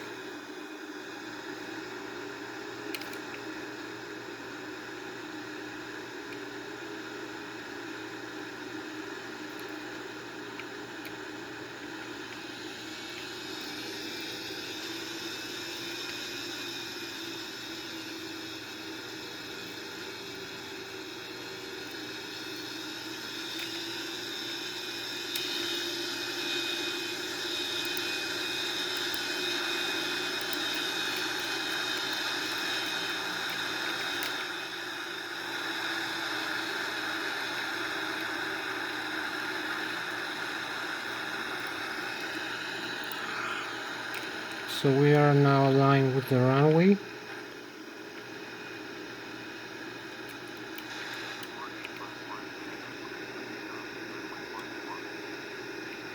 Oh, we're in a good position now.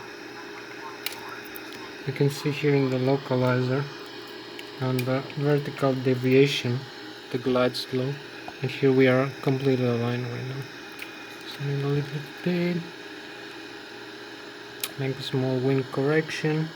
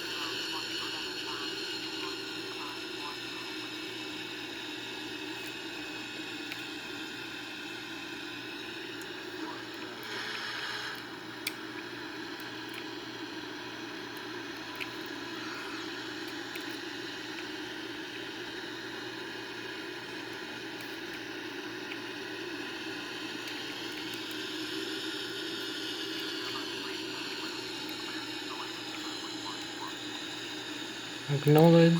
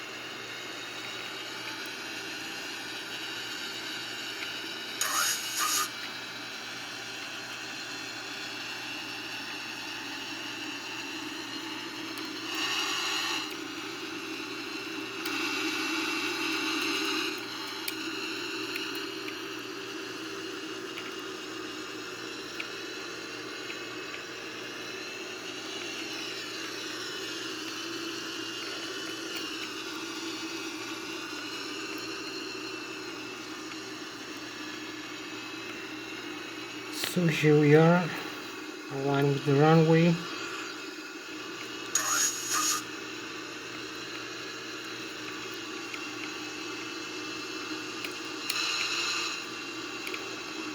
Four hundred, 300,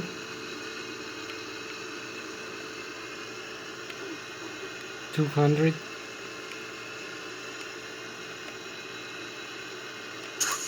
100,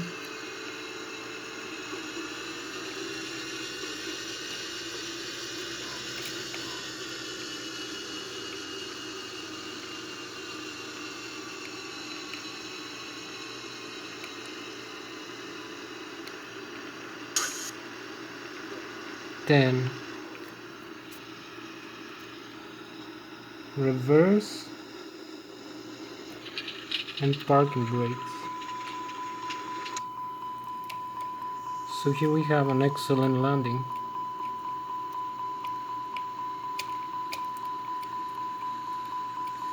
Very slow speed landing.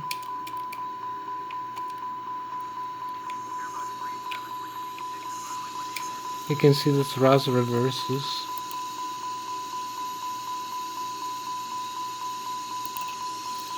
been deployed. You can see the landing gear and the nose wheel gear is perfectly safe. Made a beautiful landing here in Zurich. You can see the thrust reverses.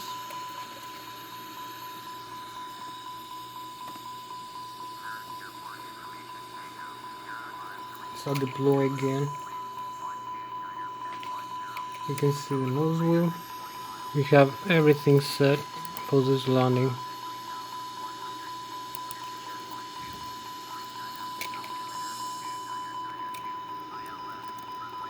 Nice view of Zurich.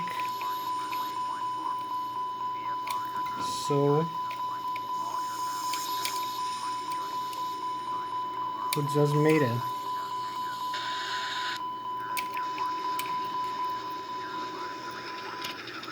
Now we're going to the taxiway. So you can see the landing gear is perfectly safe. We made a very nice straight runway landing. So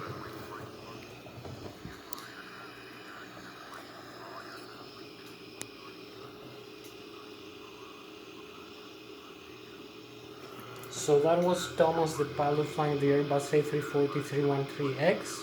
I'm also flying the Boeing 737NG, the Boeing 777, the Boeing 767, the Airbus 3281 and Airbus 330.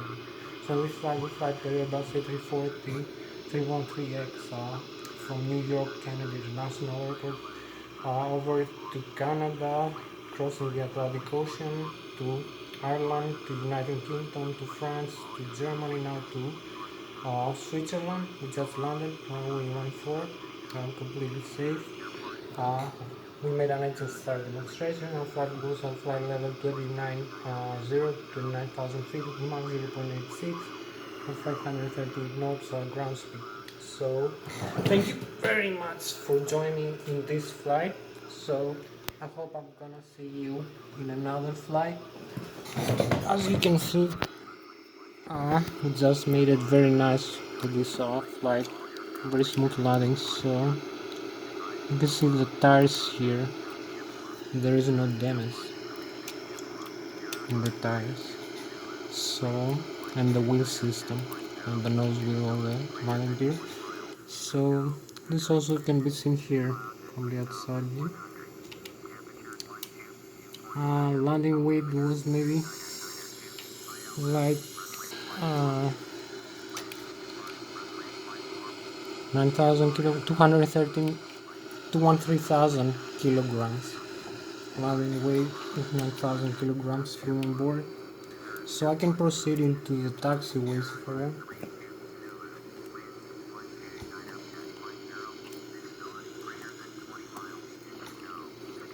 Zurich Tower.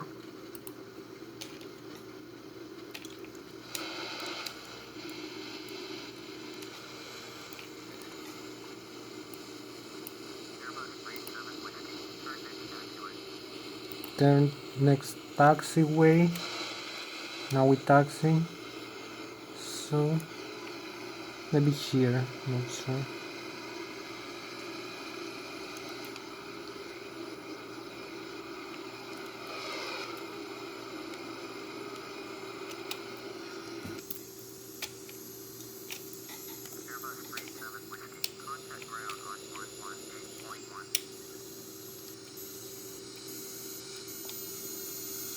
We exit the runway.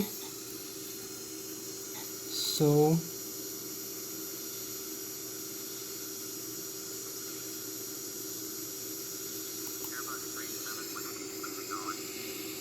you can see my Airbus here, the runway. We leave it behind. We're gonna taxi outside the runway now.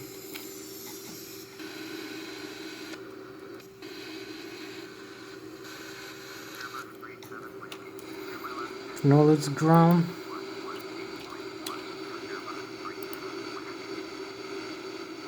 You can also see in the GPS where we are right now. Just around in the streets here. So I'm gonna taxi a little bit more, a few more meters.